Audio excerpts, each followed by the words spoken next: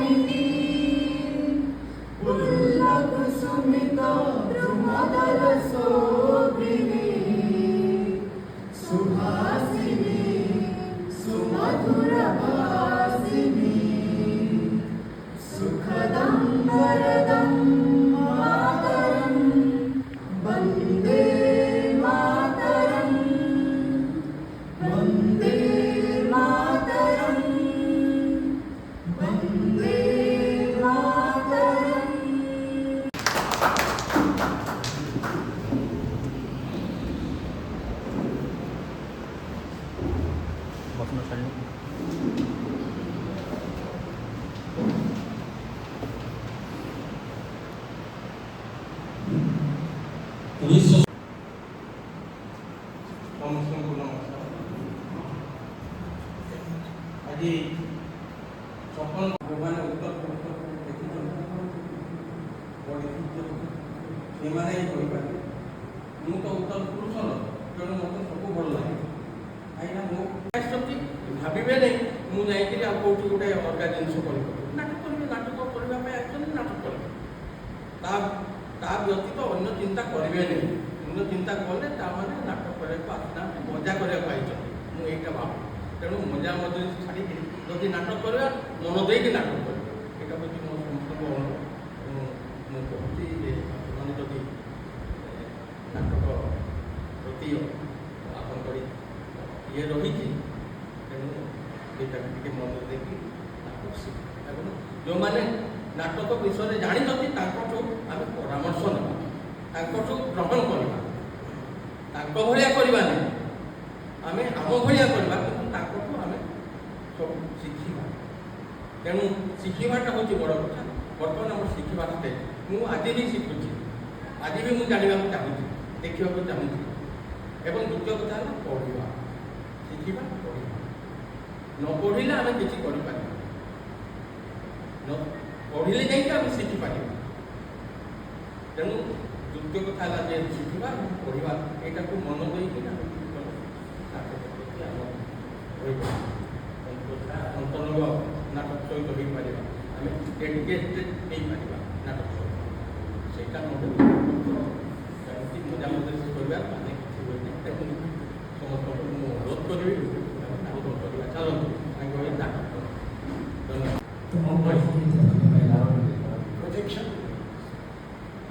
ସଖୀ ଜଣେ ପଚାରିଲା ତମକୁ କାହିଁକି ଏତେ ଭଲ ପାଇବ, ତାକୁ କ'ଣ କହିଥାନ୍ତି? ଖାଲି ତାରା ଖୋଲି ହେଇଥିବା ଆକାଶକୁ ମୁଁ ଚାହିଁ ରହିଲି। ହଠାତ୍ କାହିଁକି ହାଡ଼ ଭିତରେ ଭିତରେ ଖୁବ୍ ଥଣ୍ଡା ଲାଗିଲା ଓ ହଠାତ୍ କାହିଁକି ଗୋଟା ପୁଣି ଧରିଗଲି, ପାଟି ପଡ଼ିଗଲା। କାକର ପବନ ଯୋଗୁଁ ଜମା ନୁହେଁ, ବରଂ ମୋତେ ଲାଗିଲା ଯେ ତାହେଲେ ଅସଂଖ୍ୟ ରାତି ଆଗକୁ ଏପରି ରାତିଟିଏ ଆସିବ ଯେ ମୁଁ ଆଉ ନଥିବି। ତାରାମାନେ ଥିବେ କିନ୍ତୁ ଠିକ୍ ଆଜି ପରି। କିପରି ବୁଝିଥାନ୍ତି ଏଥିପାଇଁ କେବଳ ଏଥିପାଇଁ ତମେ ଏତେ ପ୍ରିୟତମ ମୋର। କାହାକୁ ବୁଝେଇ ହେବ ପ୍ରକୃତ କାରଣ ଆତଙ୍କର ଭଲ ପାଇବାର। ଧନ୍ୟବାଦ। ସେ ରେକର୍ଡିଂ କରିବେ ତ ତୁମ ମାଇକ୍ରେ ସାଧାରଣ ଭାବେ କଥା କହି ଆସେ ଦିଅ ଦିଅ କିନ୍ତୁ ନାଟକ କରେ ନାଇଁ, ଦରକାର ନାହିଁ। ନାଇଁ ସେ ରେକର୍ଡିଂ କରିବେ ସେଥିପାଇଁ ଟିକେ ଦରକାର। କ'ଣ ଅଛି ତ ଆଜ୍ଞା। ତ ନାଟକ କରିବାଟା ମୋ କାମ। ମୁଁ ସେମିତି ଗୋଟେ ବଡ଼ ଏକାଡେମିସିଆନ୍ ନାଟକ। ମୁଁ ଟିକେ ଭଲ ଭାବରେ ସଚେତନ, ଗଭୀର ଜ୍ଞାନୀ ନ ହେଇପାରେ, କିନ୍ତୁ ବହୁତ ଦୃଢ଼ ଭାବରେ ମୁଁ ସଚେତନ ସମକାଳୀନ ନାଟକ ଉପରେ, ଯେହେତୁ ଆମେ ପାଠ ପଢ଼ିଛୁ। ସୋ ନାଟକରେ ବହୁତ କଥା ଅଛି। ନାଟକ କ'ଣ, ଇଏ କିଏ କହୁଛି ମିରର, କିଏ କହୁଛି ସୋସାଇଟିକି ବଦଳେଇ ଦେବ, ଇଏ କରିଦେବ, ସିଏ କରିଦେବ, ସେଗୁଡ଼ା କିଛି ନୁହଁ ଆଜ୍ଞା। ଆମେ ମୂଳ ଜିନିଷଟା ଭୁଲି ଯାଉଛେ ଯେ ନାଟକଟା ଗୋଟେ ପରିବେଷଣ କରାଯାଉଥିବା କଳା, ମୂଳ ଜିନିଷ। ଭୀମ ଭୋଇ ଗୋଟେ ବଢ଼ିଆ କଥା କହିଛନ୍ତି ଆଜ୍ଞା, ମୂଳକୁ ଧରି ଜାଣିଲେ ବୀଜସୂତ୍ର ଜାଣେ, ଡାଳ ପତ୍ର ଶାଖା ଜାଣିବ ନିଜ। ଆମେ ଭୁଲି ଯାଉଛେ। ମୁଁ ତ ଏଠି ବହୁତ ବଡ଼ ବଡ଼ ଭାଷଣ ମୋତେ ପିଲା ଦେଖାଉଛନ୍ତି ସ୍କ୍ରଲ୍ କରିବାରେ, ଏଇ ସୋସାଇଟିକି ବଦଳେଇ ଦେବୁ, ଅମୁକ କରିଦେବୁ। ଆପଣ କିଏ? ଏଠି ଯେତେକ ନାଟକ କଲାବାଲା ଅଛନ୍ତି ସୋସାଇଟି ନିଜେ ତ ବଦଳି ପାରୁନାହାନ୍ତି, ଆଉ ସୋସାଇଟିକି ବଦଳିବେ। ଆପଣ ନିଜେ ନାଟକ କଲାବାଲା ସିଭିଲାଇଜ୍ଡ ହେଲେଣି କି? ଆମେ ନିଜେ ଭଦ୍ର ହେଲେଣି କି? ମୁଁ ଅଦର ଆସ୍ପେକ୍ଟ ଅଫ୍ କହୁଛି। ନାଟକ ଗୋଟିଏ ଜିନିଷ, ଦକ୍ଷତା, ଶୃଙ୍ଖଳା, ସଂସ୍କାର। ଶୃଙ୍ଖଳା ମାନେ ନୁହଁ ଯେ ଖାଲି ଟାଇମ୍ରେ ଆସିବ, ଟାଇମ୍ରେ ଯିବ। ଶୃଙ୍ଖଳା ମାନେ ହେଉଛି ଆପଣଙ୍କର କର୍ମ ପ୍ରତି କେତେ ଦୃଢ଼ତା ଅଛି ମନ ଭିତରେ, ଯେଉଁଟାକୁ ଗୋଟେ ପ୍ୟାସନ୍ କହନ୍ତି। ଆଉ ନାଟକଟାକୁ ଆମେ ବହୁତ ଦୟା କରୁଛେ। ନାଟକ ଦୟାରେ ବଞ୍ଚେ ନାହିଁ। ନାଟକ ସମାଜର ଜିନିଷ, କାହାର ବ୍ୟକ୍ତିଗତ ସମ୍ପତ୍ତି ନୁହେଁ। ନାଟକ ସହାନୁଭୂତି ଆଉ ସହଯୋଗର ଜିନିଷ। ସରକାରୀ ପଇସାରେ କେବେ ଭଲ କାମ ହୁଏନି। ମୋତେ ଦେଖାନ୍ତୁ ଓଡ଼ିଶାରେ, ମୁଁ ଓଡ଼ିଶା କଥା କହିବା, କାରଣ ଏଠି ତ ସମସ୍ତେ ମୁଁ ଏବେ ଦେଖିଲି ନୁହେଁ, ସେ ଖାଲି ନ୍ୟାସନାଲ୍ ଇଣ୍ଟରନାଲ୍। ଆରେ ତୁମେ ଜାଣିଛ ନ୍ୟାସନାଲ୍ କ'ଣ, ଇଣ୍ଟରନ୍ୟାସନାଲ୍ କ'ଣ? ଏବଂ ଥିଏଟର କେତେଟା ଇଣ୍ଟରନ୍ୟାସନାଲ୍ ଡିରେକ୍ଟରଙ୍କ ନାଁ ଜାଣିଛ? ସେମାନଙ୍କର କଣ୍ଟ୍ରିବ୍ୟୁସନ୍ କ'ଣ? ଆମେ ଖାଲି ବଡ଼ ବଡ଼ କଥା କହିଦେବା। ଏଇଟା ମୁଁ ବାସ୍ତବତା କଥା କହୁଛି। ନାଟକ ପାଇଁ ଆଗ ଶୁଣିବା ଦରକାର। ଯେଉଁଟା ଏନ୍ଏସ୍ଡି ଶିଖେଇଛି ଆମକୁ ବହୁତ ଆମେ ଡିଜାଇନ୍ ଫିଙ୍ଗିଦେବୁ, କାର୍ପେଣ୍ଟର କରିଗଲେ ତାର ସେ। କିନ୍ତୁ ଯେତେବେଳେ ମୁଁ ଓଡ଼ିଶା ଆସିକିରି ଆମେ ନାଟକ କରିବାକୁ ଚାହୁଁଛୁ ବା ରିଜନାଲ୍ ଏରିଆରେ ନାଟକ କରିବାକୁ ଚାହୁଁଛୁ, ସେତେବେଳେ ସେ ସୁବିଧା ମିଳୁନି। ସେଇଟା ହିଁ ଆପଣଙ୍କର ଶିକ୍ଷାର ଅନ୍ତର୍ନିହିତ ସବଟେକ୍ସଟ ଯେଉଁଟା କହନ୍ତି, ଯେ ଆପଣ ମିନିମମ୍ ପଇସାରେ କେତେ ଆଉଟପୁଟ୍ ବାହାରେ। ଇଭିନ୍ ବାଦଲ ସରକାର ଭଳିଆ ଗ୍ରେଟ୍ ଡିରେକ୍ଟର ସେ କହିଛନ୍ତି ନାଟକ ପାଇଁ ହେଭି ସେଟ୍ ଦରକାର ନାହିଁ, ଅତି ଇଲିଟ୍ ହେବା ଦରକାର ନାହିଁ। ଦୁର୍ବଳ ବି କହିଛନ୍ତି, ଭରତ ମୁନି ବି କହିଛନ୍ତି ନାଟକଟା ସମସ୍ତଙ୍କର। ନାଟକଟା କାହାର ବ୍ୟକ୍ତିଗତ ସମ୍ପତ୍ତି ନୁହେଁ, ସାଧାରଣ ଲୋକ। ଆପଣ ଦେଖନ୍ତୁ, ଭରତ ଜଣେ ଅଛନ୍ତି ଯେ ନାଟ୍ୟଶାସ୍ତ୍ରର ବର୍ତ୍ତମାନ ଭାଇସ୍ ଚାନ୍ସେଲର, ତାଙ୍କ ନାଟ୍ୟ ପ୍ରତିଠୁ ନେଇକି ଶୁଣନ୍ତୁ। ଆମେ ଏଠି କେତେ ଜଣ ଶୁଣୁଛେ ଆଜ୍ଞା? ଆମେ ଏଠି PSTTରେ ନାଟକ କରୁଛେ। PSTT କ'ଣ ଏଇଟା କହୁଛି? ପରସ୍ପର ଟେକାଟେକି। ଦୁଇ ତିନି ଜଣ ଏକାଠି ହେଇଗଲେ ଚା ଦୋକାନରେ ଆଜ୍ଞା ଆପଣ ଏସବୁ କ୍ରିଏଟିଭ୍ ଜିନିଷରେ ଆଲୋଚନା କରିବେ। ମୋତେ ବହୁତ ଲୋକ କହୁଛନ୍ତି, କହିଲେ ଆରେ ଏଠି ଠିଆ ନାଟକ କରୁଛନ୍ତି। ସୋ ଆମେ ସେତିକି ସଚେତନ ନୁହଁ। କହୁନି ଓଡ଼ିଶାରେ ବହୁତ ନାଟକ ହେଲାଣି, ହେଉଛି। କାରଣ ନାଟକ ସାଙ୍ଗରେ ମୋର ସମ୍ପର୍କ, ଗୋଟେ ସବୁଠୁ ଓଲ୍ଡେଷ୍ଟ ଲୋକ ଅଛନ୍ତି ଏଠି ପାଞ୍ଚାଳ, ଯାହା ସାଙ୍ଗରେ ମୁଁ 70-72 ମସିହାରୁ ସମ୍ପର୍କ। ଅକ୍ଷୟ ମହାନ୍ତି କାଶ୍ୟପ ଆରମ୍ଭ କରୁ,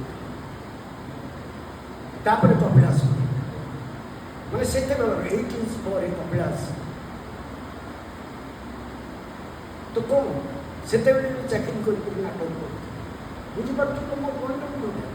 ସେତେବେଳେ ନେଇ କିରାଣୀ ଚାକିରି କରିଥିଲେ କିନ୍ତୁ ସେମାନଙ୍କର ଯେଉଁ କମିଟମେଣ୍ଟ ଥିଲା ଯେଉଁ ଦୃଢ଼ତା ଥିଲା ଆପଣ ବିଶ୍ୱାସ କରିପାରିବେ। କାରଣ ଏଠି ପାଳଗଦା ଉପରେ ଠିଆ ହେଇକି ସମସ୍ତେ ବଡ଼ ଏଇଟା ହେଇଗଲା ତା ହାତରେ ମୋର ଏତିକି ଲାଇକ୍ ସେତିକି ଲାଇକ୍ ମୁଁ ବଡ଼ ବଡ଼ କଥା କହିବି କିନ୍ତୁ ଠିକ୍ ଜାଗାରେ କଥାବାର୍ତ୍ତା କଲାବେଳକୁ ବୁଲିକି ପଳେଇବି।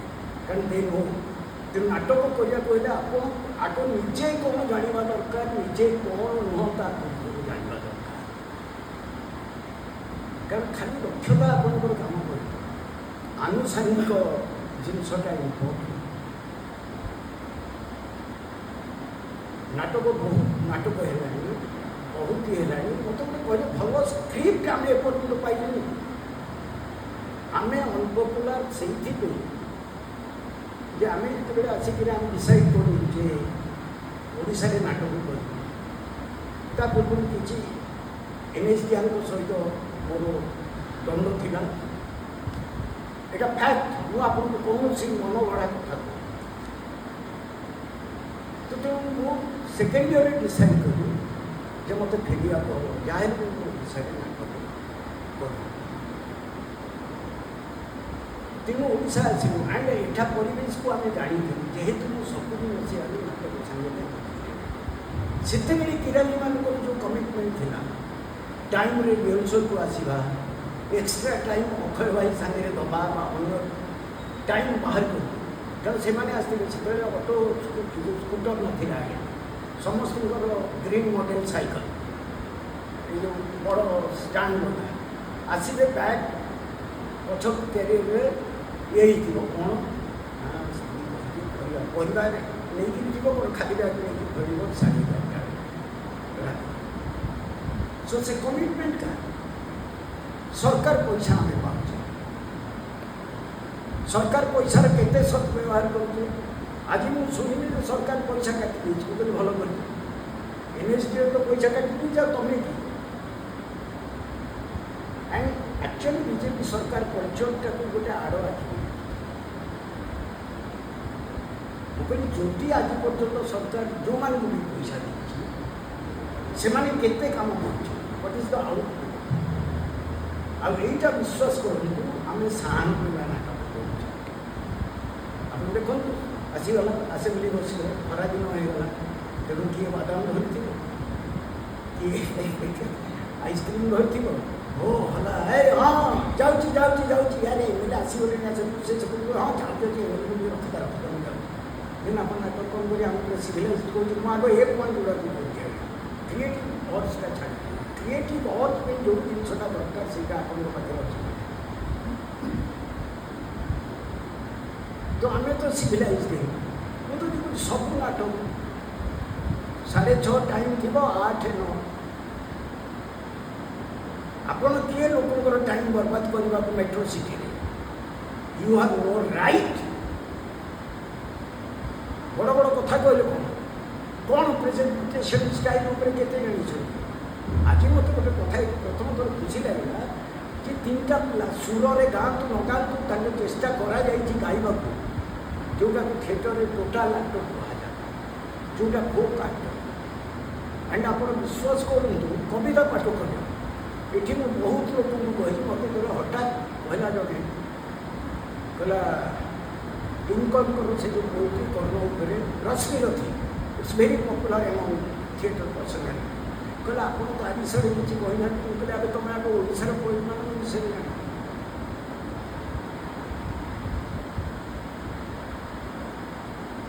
ଆଣ୍ଡ ସବୁଠୁ ମଜା କଥା ହେଉଛି ଆଜ୍ଞା ଆମେ ଯେତେ ଓଡ଼ିଶା ବିଦେଶୀ ଯାଇଛୁ ଏକ୍ସେପ୍ଟ ଚିତ୍ତ ତ୍ରିପାଠୀ କାହାକୁ ସଙ୍ଗୀତର ଜ୍ଞାନ କାରଣ ଚିତ୍ତ ତ୍ରିପାଠୀ ଫର୍ମାଲ ଟ୍ରେନିଂ ନେଇଥିଲେ 7 ବର୍ଷ ଓଡ଼ିଶା କାହିଁକି ତାଙ୍କର ବ୍ୟାକଗ୍ରାଉଣ୍ଡ ଥିଲା ତାଙ୍କ ବାପା ଆମେ ଏସବୁ ଆସ୍ପେକ୍ଟକୁ ଆଗେ ଜଗେଇଲେ ତାପରେ ଯାଇକିରି creative words how to present ହେଉଛି ବହୁତ ଆମେ ମନା କରୁ ଆପଣ କାରଣ ମୋତେ ବହୁତ କ୍ଲିୟର ଆଇଡ଼ିଆ ଆସୁଛନ୍ତି ଆଜ୍ଞା ପ୍ଲେଟା କରିଦେବୁ ମୁଁ କହିଲି ଭାଇ ପ୍ଲେ କରିବାକୁ ଆଉ 22,500 ଟଙ୍କା ଧରେଇବ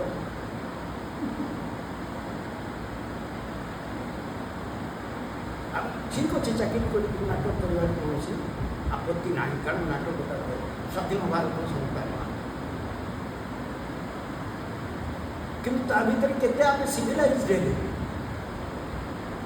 ଏବେ ଏକ୍ଜାମ୍ପଲ୍ ମୁଁ କୌଣସି ଫେଷ୍ଟିଭାଲ୍ ଆଟେଣ୍ଡ କରେ ବିକଜ୍ ପଇସା ଦେବୁ କାରଣ ଆମେ ଆକ୍ଟରକୁ ପେମେଣ୍ଟ କରୁ ବାଞ୍ଛା ହେବୁ ଲୋକ ଛାଡ଼ ଆମେ ପ୍ରତ୍ୟେକ ଆକ୍ଟରକୁ ପେମେଣ୍ଟ କରୁ। ଆମେ ଲଞ୍ଚ କରୁ ଖାଇବା ବିକଜ୍ ସକାଳ 8ଟାରୁ ଆମ ଆରମ୍ଭ ହବ ସନ୍ଧ୍ୟା 3ଟା ପର୍ଯ୍ୟନ୍ତ। ନାଟକଟା କରିବା କ'ଣ ଏତେ ସହଜ? ସେଇଠି ମୁଁ କହେ ଆମେ ନିଜକୁ ଜାଣି ସାରିଛେ ଆମେ ବହୁତ ବଡ଼ କିନ୍ତୁ ଆମେ ଜାଣିନେ ଆମେ ଆଣ୍ଡ ନାଟକ କରିବାର ନିଜ ଜିନିଷଟା ନିଜ ସାଙ୍ଗରେ ନିଜେ କଣ୍ଟ୍ରୋଲ ଆକ୍ଚୁଆଲି କ'ଣ ରାଇଟ୍ ରାସ୍ତାରେ ଅଛି। ତାପରେ ନାଟକରୁ ଭଲ ଖରାପ ଶବ୍ଦ ଭୁଲ ଭିନ୍ନ କେମିତି ଆପଣ କରୁଛନ୍ତି ବର୍ତ୍ତମାନ ସେଇଟା ଆପଣଙ୍କ ଜୀବନରେ ହେଉଛି ନା। ଯଦି ଆପଣଙ୍କର ପାଖ ପଡ଼ୋଶୀ ଗୋଟେ କାର୍ଟେ ଆଣିଲା ବୁଝିପାରୁଛନ୍ତି ଆପଣଙ୍କର ସ୍ତ୍ରୀ କହିଲାଣି ରାତିରେ ସିଏ ଗୋଟେ କାର୍ ଆଣିଲେନି ତୁମେ ଅନ୍ୟ ଗୋଟେ କାର୍ ଆଣୁଛନ୍ତି ନା ନାହିଁ। ସାର୍ଟ ପିନ୍ଧୁଛନ୍ତି ଖୋଜୁଛନ୍ତି ନା ନାହିଁ ଆପଣଙ୍କର ଅର୍ଥନୀତିରେ ଯେ ମୁଁ ସାର୍ଟଟେ କିଣିବି ସୁନ୍ଦର ଦେଖାଯିବ ବର୍ଷେ 1.5 ବର୍ଷ ଅର୍ଥନୀତି ନେଇ। ତ ଆମକୁ ଆମ ନାଟକ କରିବାର ମୂଳ ଜିନିଷଟା ଭଲ କରେ କେମିତି ଭିନ୍ନ ଆମେ କରୁଛେ। ଆଉ ସେଟ୍ ତ ବଡ଼ ଲଗେଇଦେବେ ସେଟ୍ ମାନେ ନୁହଁ ଯେ ଗୋଟେ ମ୍ୟୁଜିୟମ୍ କରିଦେଉଛ ତମେ ସ୍ପେସ୍। କାରଣ ପିଟର ଭଳିଆ ଡିରେକ୍ଟର ଦେଖିଛନ୍ତି ଗୋଟେ ବହି ଏମିତି ସ୍ପେସ୍ ଗୋଟେ ଖାଲି ସ୍ପେସ୍ରେ ଆପଣଙ୍କର 4 ଥିଏଟର ଏମିତି ସ୍ପେସ୍ 6 ଫୁଟ ବାଇ 6 ଫୁଟ ଜାଗାରେ ଆମକୁ ସଫ୍ଟୱେର ରଙ୍ଗମଣ୍ଡଳ ମିଳିବନି କମାନି ମିଳିବନି ଇଏ ମିଳିବନି। ଆପଣ ସେଇ ପରିବେଶରେ ଇମିଡ଼ିଏଟ୍ ଯାଇକି ଗୋଟେ ବେଶ ଆରେ ସେଇଟା ହିଁ କ୍ରିଏଟିଭିଟିର ମୂଳ ଜିନିଷ। ଆମେ ଏଗୁଡ଼ା କେହି ଭାବୁଛୁ ହଁ ନାଟକ ଗୋଟେ କରିଦେବା ଏଥିରେ ଛାଡ଼ିଦେବା ଏତେ ଲାଇକ୍ ହେଇଗଲା କେତେ ଲୋକ ଦେଖିଲେ ସବୁ ଲୋକ ଆମର ତ ଏଠି କ୍ରିଟିକ୍ ନାହାନ୍ତି ଆଜ୍ଞା ନାଟକରେ ଇନଫର୍ମେସନ୍ ଦେଉଛନ୍ତି ଯେ ନାଟକ ହେଲା ଲୋକ ହସିଲେ। ମୋତେ ଜଣେ ଆସି କହିଲା ଯେ ଆଜ୍ଞା ଅମୁକ ଆକ୍ଟର ଖାଇଦେଲା ସେ ଆକ୍ଟର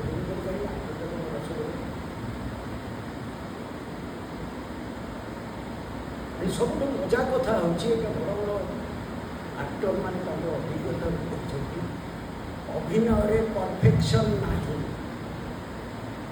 ପେଣ୍ଟିଂରେ ଅଛି ଲିଟରେଚରରେ ଅଛି ସ୍କଲ୍ପଚରରେ ଅଛି ମ୍ୟୁଜିକ୍ରେ ଅଛି କିନ୍ତୁ ଅଭିନୟରେ ପରଫେକ୍ସନ୍।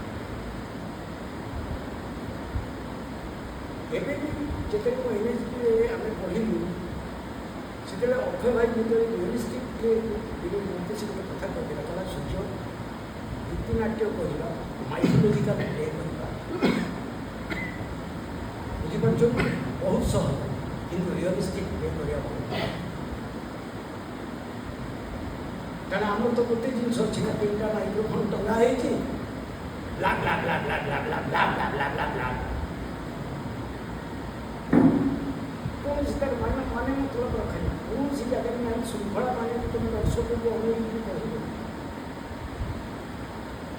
ବୁଝିପାରୁଛନ୍ତି ତ ଆମକୁ ସେତିକି ସଚେତନ ହେଇନି ଆମେ ଟାଇମ୍ ସାଙ୍ଗରେ ଟାଇମ୍ ବଦଳିବା ଏଇ ଜାଗାରେ ଦେଖିକି ମୁଁ ଦେଖୁଛି ଯେତେବେଳେ ୱାର୍କସପ୍ କରିବାକୁ ଆସୁଛନ୍ତି ଉତ୍ତରପୁରୁଷର ଏ ଜାଗା କେତେ ପରିବର୍ତ୍ତନ ହେଇଛି ତାହେଲେ ଆମେ ନାଟକରେ କେତେ ପରିବର୍ତ୍ତନ ହେଇଛି ଆମେ ତ ଏତେ ପ୍ଲେ ଦେଖିଲେନି ତାହେଲେ ନାଟକରେ ଆମେ କେତେ ପରିବର୍ତ୍ତନ ହେଇଛି ମୋତେ କହୁନା କିନ୍ତୁ ବହୁତ ବଡ଼ ବଡ଼ କଥା ମୋତେ ଜଣେ କହିଲା ଆଜ୍ଞା ସବୁ ୟୁଟ୍ୟୁବ୍ ମୁଁ କହିଲି ମାନେ କ'ଣ ନା ୟୁଟ୍ୟୁବ୍ ଦେଖିବି ସେମାନେ ଦେଖିଥିବେ କେଉଁଠି ଯେ ଏକ୍ଜାକ୍ଟଲି ସେଇଆ ଯାହା ମୁଁ ଶୁଣିଛି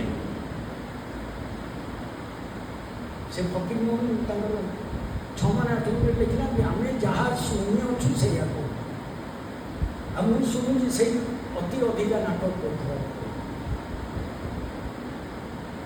ଆଣ୍ଡ ନାଟକରେ ରାଜନୀତି ବେଶୀ ନାଟକରେ ରାଜନୀତିର କଥା କୁହାଯାଏ କିନ୍ତୁ ଏଠି ନାଟକରେ ରାଜନୀତି ମୋତେ ଜଣେ ପଡ଼କାଷ୍ଟରେ ପଚାରିଲେ ଯେ ରାଜନୀତି କ'ଣ ଗୋଟେ ୟୁନିୟନ୍ ଥିଲା 2ଟା ୟୁନିୟନ୍ ହେଇଗଲା ଏଇଟା କ'ଣ ନା ଭୁଲ ଏଇଟା ଆଜ୍ଞା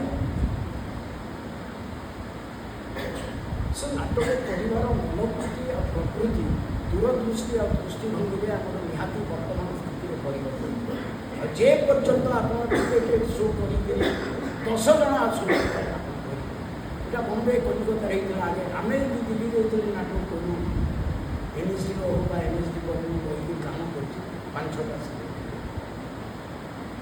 तो सेठी 4 जन 5 जन आम दर्शक कर नाटक ये डर सत्यदेव दुबे भाया ग्रेट डिरेक्टर 3 जन बसते नाटक हो से पैसन आमर कहीं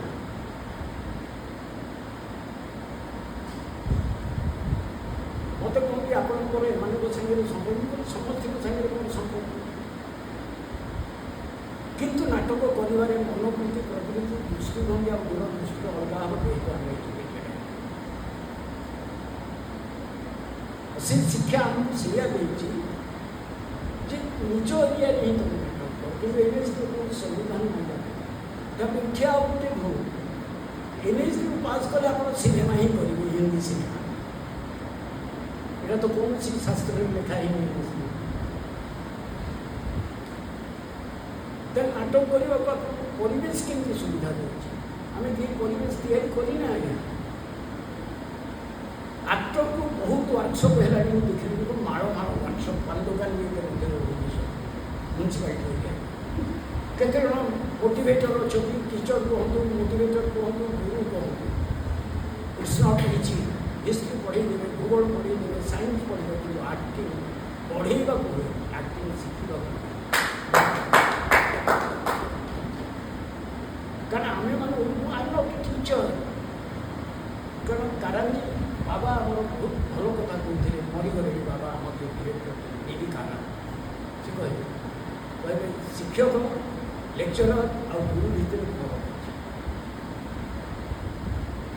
शिक्षक वर्ष सारा पिला को पढ़ेला बाड़े बाड़े अटा लिखी पारे लेक्चर ब्ला ब्ला ब्ला ब्ला स्टूडेंट से बसले ये ब्ला ब्ला ब्ला ब्ला गला ही डजंट केयर किंतु गुरु से 100 मिलियन शब्द ता पाखक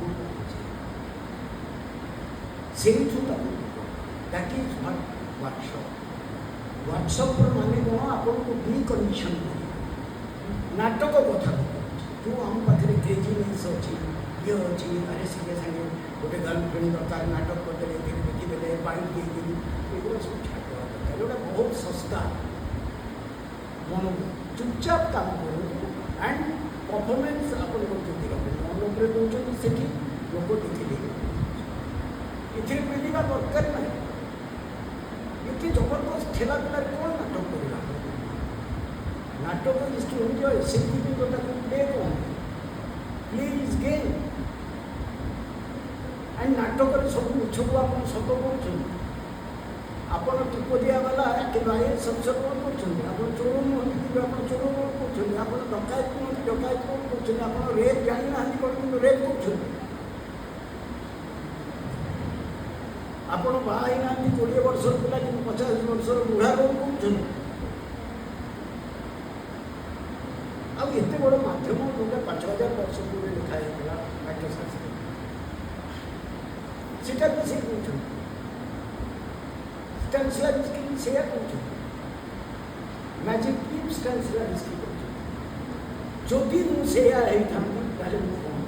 it's not director is very dictator से एक्टर पाखक जाए से आम जो कंडीशन क्लास करूँ वर्कशॉप 10 दिन 12 दिन आगे कारण टेम्परामेंट जानू से कौटी अच्छा कारण समस्ते कहते मोर ग्राजुएट दरकार कि आम पाखे टिप दिया एक्टिंग कर दैट इज व्हाट आवर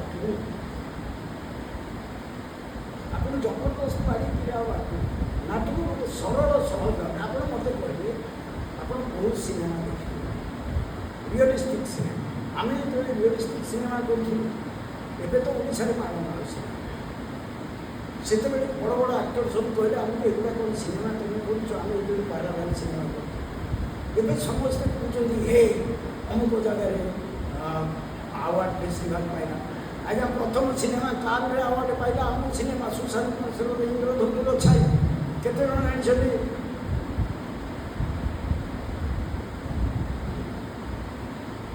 आजिकल तो फेस्टिवल माड़ सिनेमा आमर नाटक सीमित हो जाए national international and festival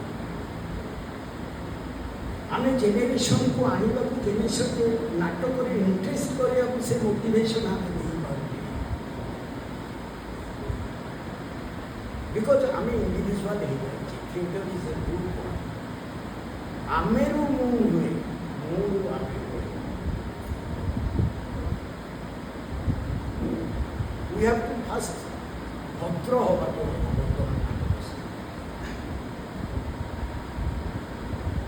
So, बहुत बकवास कर देंगे बर्तमान जहाँ प्रश्न अच्छे that should be interaction action reaction acting is nothing acting is all about to react यहाँ पर तो बहुत जिनिस अच्छे action reaction specs exploration intention activity interaction बहुत जिनिस अच्छे नमस्कार प्रदीप विश्वास नाटक मंच से आज्ञा आप जहाँ भी आज करें तो भावी तुम किसी प्रश्न ना तेरे कि नहीं जो भी अच्छी तो नहीं प्लीज मुझे आप जड़े बास्तववादी बाक्य मनीष बाक्य कथा आप आज प्रथम जो कथा कहले नाटक मनीष नाटक शिखेब कौन नाटक लोक कि नाटक माध्यम आम समाज को सचेतन करवा समाज को किसी शिखेबा गोटे कथा आज मत प्रथम करी तो गाँव में आप चाइल्डहुड डे क्या मुझे शुणी आप सहर में कटे अधिकांश भुवनेश्वर नाटुआंकर लोक नाटुआ जो मैंने वरिष्ठ ये प्राय सहर में गाँव ना प्रश्न आज गुरुत्व आज दिन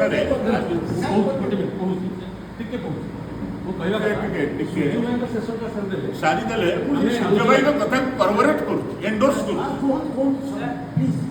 कारण आज मत आचंबित है 84 मसीह नाटक सहित राजधानी काम कर प्रथम कर देखिली गोटे लोक को शुणी नाटक थे देखी खबर कागज ये शुणी नासिरुद्दीन साहब कथा स्पष्ट कथा कही आज द्वितीय लोक शुणी स्पष्ट कथा ओडिशा माटी आज पर्यटन पुरुष नाटक फेस्टिवल सेमिनार आमे भितर बांधे मु भितर बांधे तेणु भगवान डाकुची मु तो संध्या ये मंच नाटक आगामी 10 वर्ष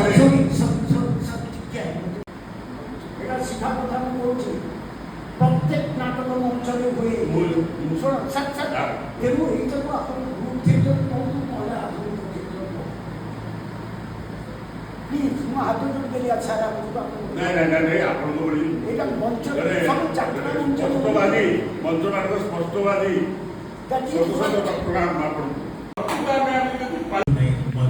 That is where our problem. যদি সে চরিত্র দেখাবে আমার অভিনেতা মানে সেখানে নিজেকে দেখুন চরিত্র যোটা ভরত মুনি କହିଛନ୍ତି ସାତ୍ଵିକ ଅଭିନୟ ଆଙ୍ଗିକ ବାଚିକ ଆହାର୍ୟ ସାତ୍ଵିକ ସାତ୍ଵିକ ହେଉଛି ଭିତରର ମନୋଭାବ ଯୋଉଟା ଷ୍ଟାନ୍ସିଲାରିଷ୍ଟ କହୁଛନ୍ତି ଇଣ୍ଟରନାଲାଇଜେସନ୍ କାରଣ ନାଟକର ଆତ୍ମା ହେଉଛି ଭାବ ଆଉ ରସ ଭାବ କ'ଣ ଯଦି ଇଂଲିଶରେ କହିବା ଇମୋସନ୍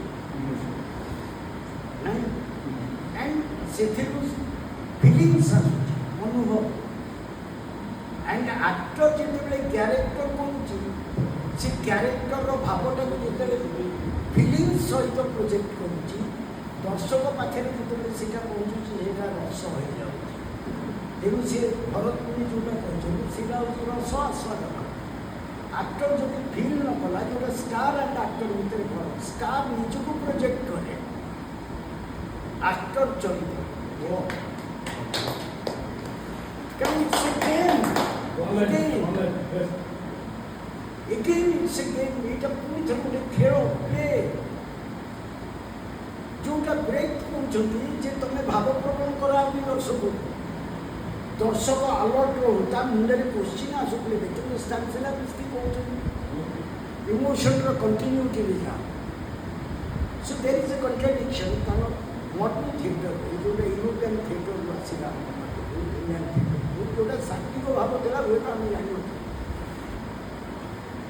କିନ୍ତୁ ସେଇଟା ଆମେ ପରେ ଜାଣିଛୁ। ଆମେ ୟୁରୋପିଆନ୍ ଇନଫ୍ଲୁଏନ୍ସ ବହୁତ ହେଇଗଲେ ଆମ ଇଏ ହେଇଗଲା।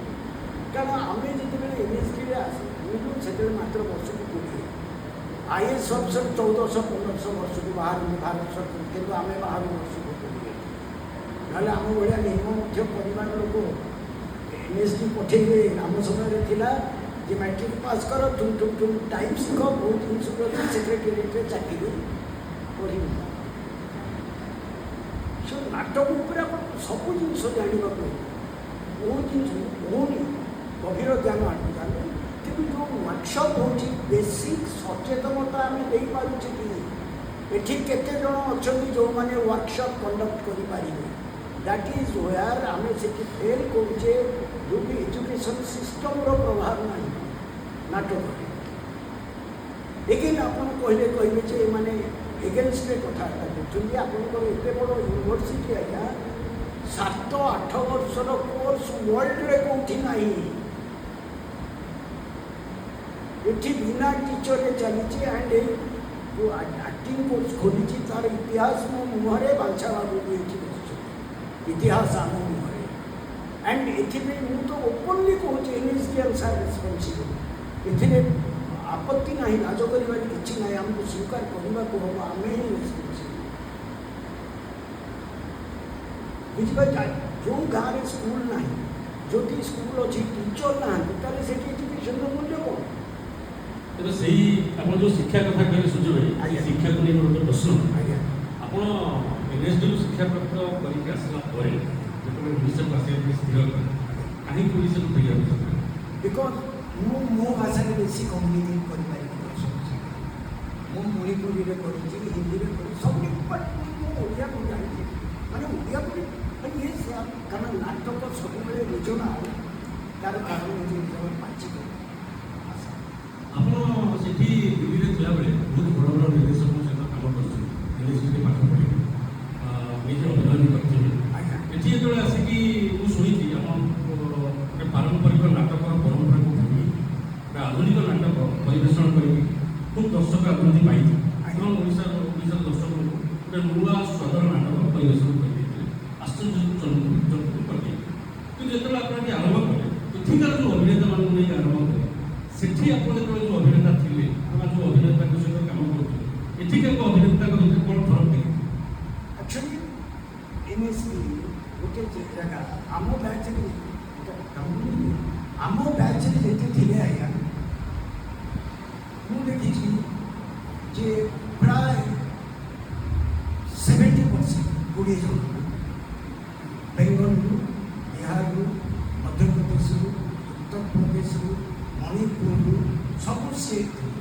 ଆଣ୍ଡ ଯେତେବେଳେ ମୁଁ ଗଲି, ମୁଁ ଦେଖିଲି ଇଣ୍ଟ୍ରୋଡକ୍ସନ୍ କ୍ଲାସ୍ ପରେ ଆମର ୱେଲକମ୍ ସେରିମନି ପରେ ସମସ୍ତେ ଇଣ୍ଟ୍ରୋଡକ୍ସନ୍ ବୋଲିକି ମାନେ ସମସ୍ତେ ସେତେବେଳର ଗ୍ରେଟ୍ ଏନ୍ଏସ୍ଡିଆନ୍ଙ୍କ ସାଙ୍ଗରେ କାମ କରିକି ଆସିଛନ୍ତି। 7ଟା-8ଟା ଲାଗେ ୱାର୍କସପ୍ କରିକି କାହା ନା କହିବି ସେତେବେଳେ, କାରଣ ଆମେ ସେଇ ସମୟର ଷ୍ଟୁଡେଣ୍ଟ, ଯେତେବେଳେ ଏନ୍ଏସ୍ଡିର ଏକାଡେମିକ୍ ପ୍ରୋସେସ୍ରେ ଗୋଟେ ପରିବର୍ତ୍ତନ ଆସିଲା।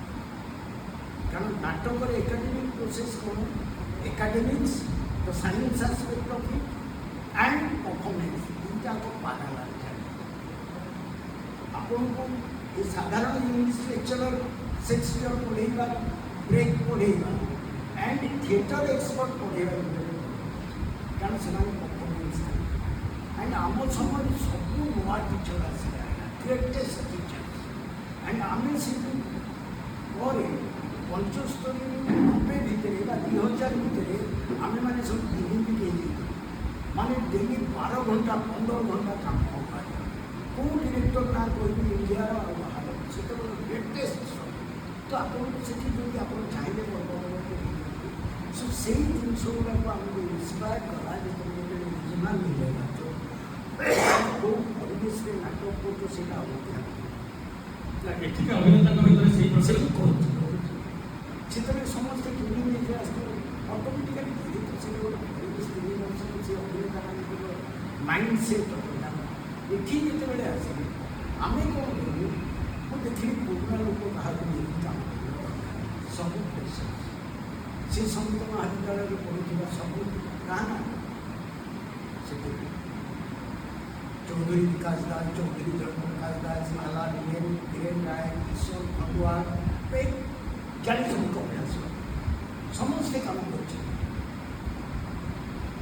मत लगे एम मत उठे कौन ग्रेट एक्टर ट्रेनिंग छोट ट्रेनिंग हो बड़ ट्रेनिंग आप ट्रेनिंग नहीं गले बड़ एक्टर से इनर पैसनटा के आहरी मोटिवेट कर ଆପଣ ତାଙ୍କ ପାଖକୁ ଓହ୍ଲେଇବି। ତାପରେ ଡିଫରେଣ୍ଟ ଗେମ୍ସ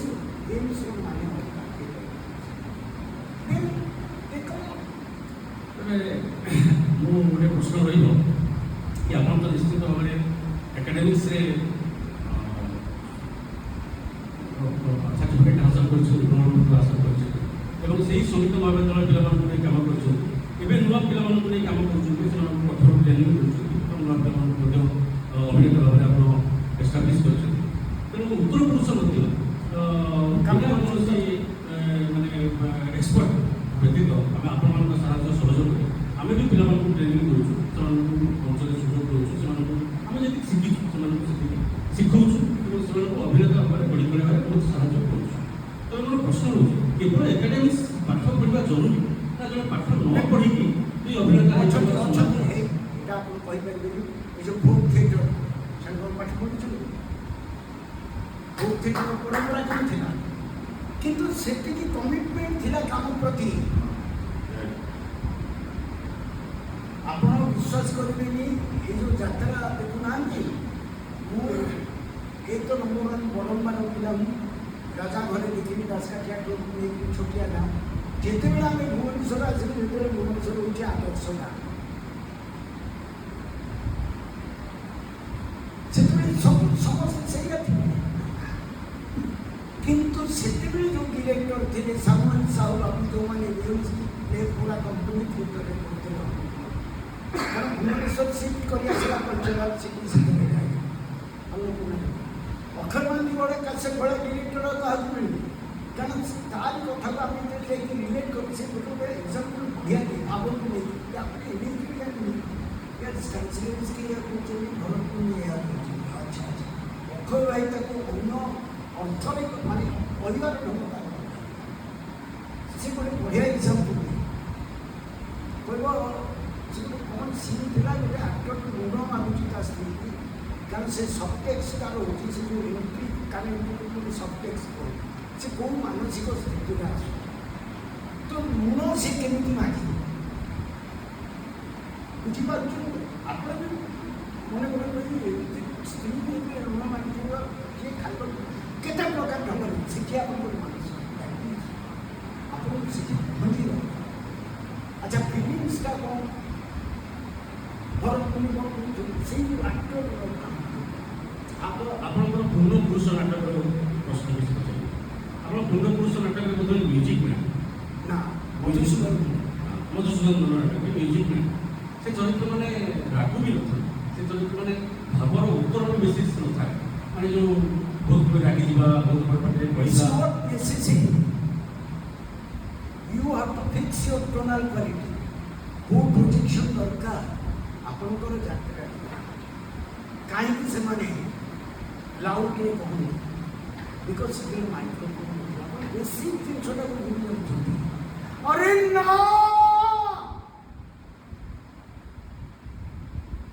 ପାଲା ଗୋଟେ ଫଳ ଛାଁ ଛାଁ ଛାଁ ଦ୍ୟାଟ୍ ଇଜ୍ ପ୍ରୋଜେକ୍ସନ୍ ଦରକାର ନା। ଆଣ୍ଡ ଇଟ୍ସ ଏ ଷ୍ଟୋରିକି ପ୍ରେଜେଣ୍ଟ କରାଯାଉଛି, ସେଥିପାଇଁ ମ୍ୟୁଜିକ୍ ତାର ସ୍ପିଚ୍ ପ୍ୟାଟର୍ନ ଆଣ୍ଡ ଇମୋସନ୍ ହିଁ ଗୋଟେ ମ୍ୟୁଜିକ୍ ସୃଷ୍ଟି କରୁଛି। କାରଣ ନାଟକଟା ହେଉଛି ଅଦୃଶ୍ୟକୁ ଦେଖେଇବା, ଅଦୃଶ୍ୟକୁ ବୁଝାଉଛି ନା, ଅନ୍ତର୍ନିହିତ ଭାବଟାକୁ ପ୍ରୋଜେକ୍ଟ ଦ୍ୟାଟ୍ ଇଜ୍ ଭାବ, ଯେଉଁଟା ଅଭିନୟର ଆତ୍ମା। ଭାବ ଆବଶ୍ୟକ। ରସ ଫିଲିଙ୍ଗସଟା କ'ଣ? ରସଗୋଲାଟା ମିଠା, ତାପରେ ମିଠାଟା କ'ଣ ଏମିତି କହିବି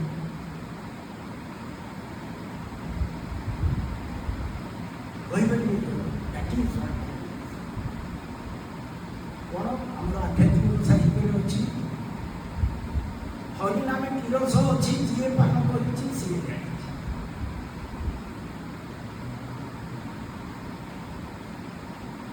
So maybe I mean the characterization চরিত্র and সেই প্রশ্ন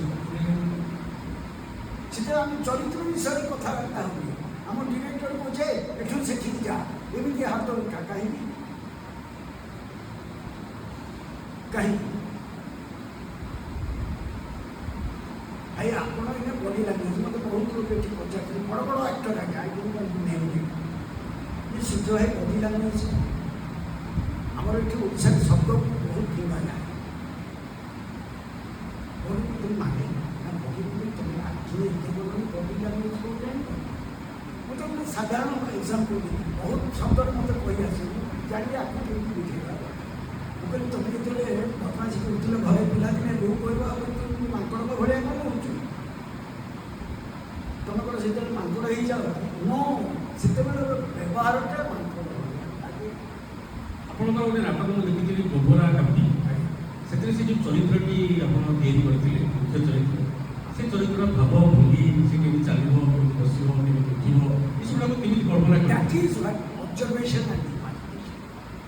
Observation and imagination also suppose ସେଭଳି କ୍ୟାରେକ୍ଟର ଆପଣଙ୍କୁ ମିଳିଛି କିନ୍ତୁ ଯେତେବେଳେ ହିଷ୍ଟୋରିକାଲ ମୁଭି କରୁଛନ୍ତି ଆପଣ ତ ଆଜି ପର୍ଯ୍ୟନ୍ତ ଦେଖିନାହାନ୍ତି କ୍ୟାରେକ୍ଟର ଉପରେ କେଉଁଠୁ ପାଇବେ ତା ବିଷୟରେ ଏଇ ଗୋଟେ କ୍ୟାରେକ୍ଟର ଆପଣଙ୍କ କେମିତି ଆପଣ ବି ସମାଜରେ ବୁଝନ୍ତି ନା ଆପଣଙ୍କ ଘରେ ଗୋଟେ ନା ଆପଣଙ୍କର ପରିଚୟ ବିଭିନ୍ନ ପ୍ରକାର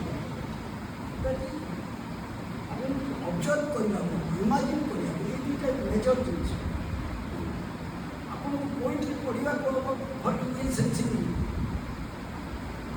କାରଣ ଆମେ ଯେଉଁ 6 ନମ୍ବର ପରିଚୟରୁ ଆସିଲୁ ସେତେବେଳେ ଗୀତିନାଟ୍ୟ ଭରା ହେଉଥିଲା 6 ନମ୍ବର ପରିଚୟ ଅନ୍ନପୂର୍ଣ୍ଣା ଜନତାର ନାଟକ କସ୍ତୁରବା ନାରୀ ମହଲ ଭଞ୍ଜ କଳାମଣ୍ଡପ ସେତେବେଳେ କଳାମଣ୍ଡପ ଥିଲା କିନ୍ନ ଚେୟାର ପଡ଼ିଥିଲା ନା ନାହିଁ ଅନ୍ନପୂର୍ଣ୍ଣା ଜନତାକୁ ଆମେ ବହୁତ ଗଭୀର ଭାବରେ ଦେଖିଛୁ ଯାତ୍ରା ପାର୍ଟି ସେତେବେଳେ ଉତ୍ତରପୁର ବେଗୁରାମପୁର ମାନେ ନଗେଶପୁର ପ୍ରତ୍ୟେକ ଛକରେ ହେବ ଟାଙ୍ଗିଦେବେ 100 ୱାଟ୍ର ବଲ୍ବ ଜାଣିଦେବେ ଯାତ୍ରା ହେବ ସୋ ଅବଜର୍ଭେସନ୍ ଆମେ କେତେ ଜଣ ଅବଜର୍ଭ କରୁଛେ ଆମେ ଯଦି ଗୋଟେ ଚା ଦୋକାନରେ ଠିଆ ହେଇଛେ ଆପଣଙ୍କୁ ବହୁତ ବଢ଼ିଆ ଲୋକ ମିଳିବେ ତାଙ୍କ କଥାବାର୍ତ୍ତା କରିବାକୁ ତାଙ୍କର ଚାଲିବାର ଭଲ ଆମେ କେତେ ଜଣ ଅବଜର୍ଭ କରୁଛେ ଆମେ କେତେ ଜଣ ଗୋଟେ କ୍ୟାରେକ୍ଟର କଲାବେଳକୁ ଯେଉଁ କ୍ୟାରେକ୍ଟରକୁ ଆମେ ଜାଣିବାକୁ ଚାହୁଁଛେ ହିଷ୍ଟୋରିକାଲି ବା ମାଇଥୋଲୋଜିକାଲ ଇଏରେ ଆମେ ତାଙ୍କ ବିଷୟରେ ପଢ଼ିବା ଦରକାର ଆମର କ୍ୟାରେକ୍ଟର ଆନାଲିସିସ୍ ଆମର ଡିରେକ୍ଟର ମାନେ କେତେ ଥର ସ୍କ୍ରିପ୍ଟ ପଢ଼ନ୍ତି ଆଜ୍ଞା ମୁଁ 10 ଲକ୍ଷ ସାର୍ ମୋତେ ସବୁବେଳେ କୁହନ୍ତି ଶେଷ ପର୍ଯ୍ୟନ୍ତ ବ୍ୟବସ୍ଥା ସେଟା ଡିପେଣ୍ଡ କରୁଛି ଡିରେକ୍ଟର ଉପରେ ସେ ମୁଁ ଆଜ୍ଞା ପ୍ରଥମରୁ ସ୍କ୍ରିପ୍ଟ ନା ଆଇ ନୋ ଯେ ମୁଁ କେମିତି ତାଙ୍କୁ ମୋଟିଭେଟ୍ କରେଇବି ଟୁ ଆସି ମୁଁ ତାଙ୍କ ସାଙ୍ଗେ ଡିଫରେଣ୍ଟ ଗେମ୍ କରେ ସେ ପ୍ଲେ ରିଲେଟେଡ୍ ବୁଝିପାରୁଛ ଟେନ୍ ଆଇକି କରିଛି ମାନେ ଷ୍ଟାନ୍ସିଲାର ସ୍କ୍ରିପ୍ଟ ଯଦି ଆମେ ୱେଷ୍ଟର୍ଣ୍ଣ ଆକ୍ଟିଂ କରିଛି ଷ୍ଟାନ୍ସିଲାର ସ୍କ୍ରିପ୍ଟ ବ୍ରେକ୍ ନେଇକି ତାଙ୍କୁ କୁହାଯାଏ ଗୋଟେ କହିବାର ଇଏ ଜର୍ମାନର ଇଏ ରଷିଆର ଆଉ ଦୁଇଟାକୁ ଦେଖନ୍ତୁ ସୋସିଓଲୋଜିକାଲ କମ୍ୟୁନିଷ୍ଟ ସେମାନେ ୱାର୍ ଦେଖିଛନ୍ତି ଆମେ ୱାର୍ ଦେଖିଛୁ ଆମ ଓଡ଼ିଶା ତ ଆହୁରି 3 ପଟେ ସମୁଦ୍ର ଗୋଟେ ପଟେ ୱେଷ୍ଟର୍ଣ୍ଣ ଓଡ଼ିଶା ଗୋଟେ ପଟେ ସାଉଥ୍ ଓଡ଼ିଶା ଗୋଟେ ପଟେ ବେଙ୍ଗଲ ଆମେ କ'ଣ ଦେଖିଲୁ ଆମର ତ ଭାଙ୍ଗୁଆ କଲଚର ଜୟ ଜଗନ୍ନାଥ ଗଲା 5-6 ବର୍ଷ ଆରମ୍ଭ ହେଇଯାଇଛି ସୋ ଆକ୍ଟର ହବା ବି ଗୋଟେ ଡିଫରେଣ୍ଟ ମାଇଣ୍ଡ ଖାଲି ଆସିଗଲେ ହେବ ଲିଟଲ୍ ସେଟିଂ ମୋଟିଭେଟ୍ କରିବା ଦରକାର ମୋର ଗୋଟେ ସଜେସନ୍ ଆଜ୍ଞା କେମିତି ଇମ୍ପ୍ରୁଭମେଣ୍ଟ କରିହେବ ଆପଣ କୁହନ୍ତୁ ବର୍ତ୍ତମାନ ଟାଇମ୍ ଇଜ୍ ଭେରି ଫାଷ୍ଟ ଆମେ ଯେତେବେଳେ ଗୋଟେ ନାଟକ କରିବାକୁ ଚାହୁଁଛୁ ଆରମ୍ଭ କରୁଛୁ କିଛି ପିଲାଙ୍କୁ ଡାକୁଛୁ ନାଟକ ଯେଉଁଥିରେ ବହି କାଷ୍ଟିଂ ଆମେ କରୁଛୁ ସେଗୁলো ପୁରା ଆମର ରିହର୍ସାଲ ଦୁଇଟା ପୁରା ଫିଲ୍ ହୋଇଯାଉଛି ପୁରା ଭର୍ତ୍ତି ହେଇଯାଉଛି ଆମେ କାଷ୍ଟିଂ କରିଦେଲୁ ତା ପରଦିନଠୁ ଡିରେକ୍ଟର ଆସି ଚେୟାର ପକେଇ ବସିଛି ଆର୍ଟିଷ୍ଟ ଦ୍ୟାଟ୍ ଇଜ୍ ହ୍ୱାଏ ଆପଣ ସିଗ୍ନାଲାଇଜ୍ କରାନ୍ତୁ ତାଙ୍କୁ ତାପରେ ଆଉ ଗୋଟେ ଶୁଣନ୍ତୁ ଆଗେ ପୁଅ ପିଲା ଝିଅ ପିଲା ହେଉଥିଲେ কোনো ପ୍ରୋବ୍ଲେମ୍ କିଛି ନଥିଲା ବର୍ତ୍ତମାନ ତ ଲେଡି ଆର୍ଟିଷ୍ଟ ଆଭେଲେବୁଲ୍ ଯେଉଁ ଲେଡି ଆର୍ଟିଷ୍ଟ ଯିବ କଣ୍ଟାକ୍ଟ କରିବା ପାଇଁ ସେ ଆଗ କୋଶ୍ଚିନ୍ ଆମକୁ କରୁଛି କେତେ ଦିନ ଆଜ୍ଞା ରିହର୍ସାଲ୍ ନାଇଁ ନାଇଁ ସେମାନଙ୍କୁ ଛାଡ଼ି ଦିଅନ୍ତୁ ଯଦି ଆପଣଙ୍କୁ କ୍ରିଏଟିଭ୍ କାମ କରିବାର ଅଛି ନା ନା ତେଣୁ ଆପଣ କରନ୍ତୁ ନା ମୁଁ କରିଛି ଆଜ୍ଞା ଶୁଣନ୍ତୁ ଆଜ୍ଞା ସେତେବେଳେ ଯେଉଁ ପ୍ରୋବ୍ଲେମ୍ ଥିଲା ଯେଉଁ ଲେଡି ଆର୍ଟିଷ୍ଟ ଶବ୍ଦଟା ମୋତେ ଟିକେ ଭଲ ଲାଗେ ସେ ଯେ master All of them are actors. ଶୁଣନ୍ତୁ ସେତେବେଳେ ମୁଁ ବଡ଼ ବଡ଼ ଆକ୍ଟର ସେତେବେଳେ ମାନେ କାହା ଆପଣ ଦେହରେ ହାତ ମାରିପାରିବେନି ମାନେ କ'ଣ ତାକୁ ଡାକିପାରିବେନି ସାର୍ ଏତେ ଡିମାଣ୍ଡ କରିବେ କିନ୍ତୁ ମୋର କଣ୍ଟାକ୍ଟ ଥାଏ ପୁଣି ମିଶ୍ରକୁ ଦିନେ ବାହାର କରିଦେଲି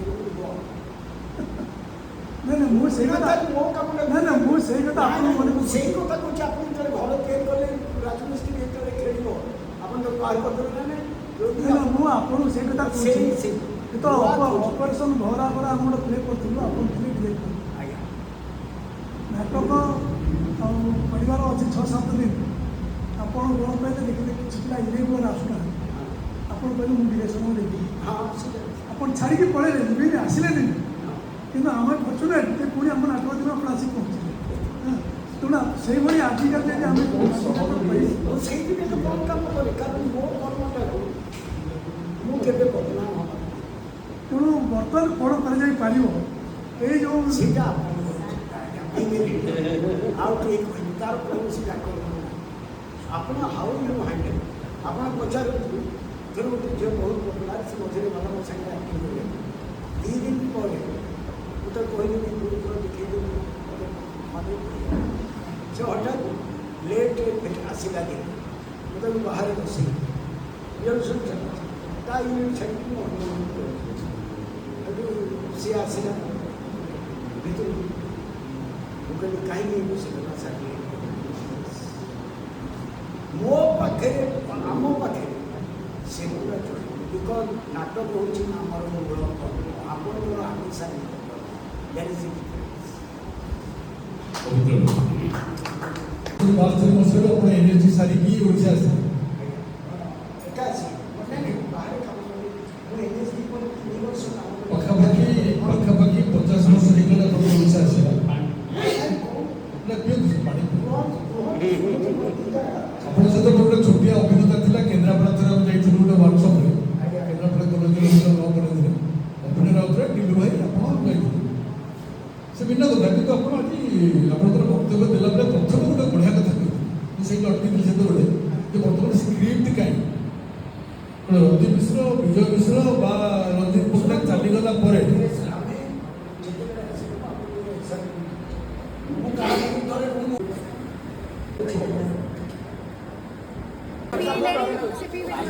ମନେ କଲେ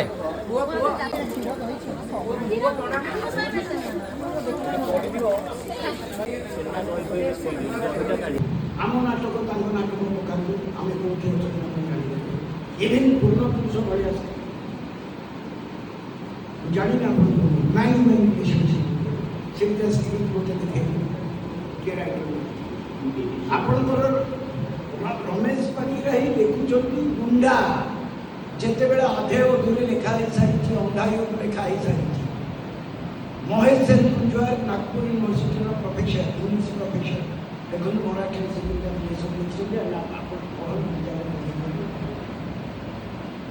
ଆମେ ଖାଲି କଥା କହିଲେ ହେଇଯିବ ଆମର କଥାଟା ଖାଲି ୟୁନିଟ୍ରେ ରହିଲା ସେଇଟା ହେଉଛି କେବଳ ସାହିତ୍ୟ ନାଟକକୁ ଆସେ ସ୍କ୍ରିପ୍ଟ ନହେଲେ ଆମେ ନାଟକ କରିଦେବେ ବହୁତ ଡିରେକ୍ଟର ଅଛନ୍ତି ଟୋଟାଲ ଯିଏ ସ୍କ୍ରିପ୍ଟ ଦେଖନ୍ତିନି କରନ୍ତିନି ତାଙ୍କ ନାଟକ 5 ଜଣ ସେ ସନ୍ଥ ୟୁଜିଂ ବାରବାର ସେ କଣ୍ଟ୍ରିବ୍ୟୁଟ ସେ ଆକ୍ଟରକୁ ଛାଡ଼ିଦେବେ ପଡ଼ିଆରେ ଖାଲି ପଡ଼ିଆରେ କହିବେ କରନ୍ତି ତ ସେମାନେ ବୁଦ୍ଧିମାନ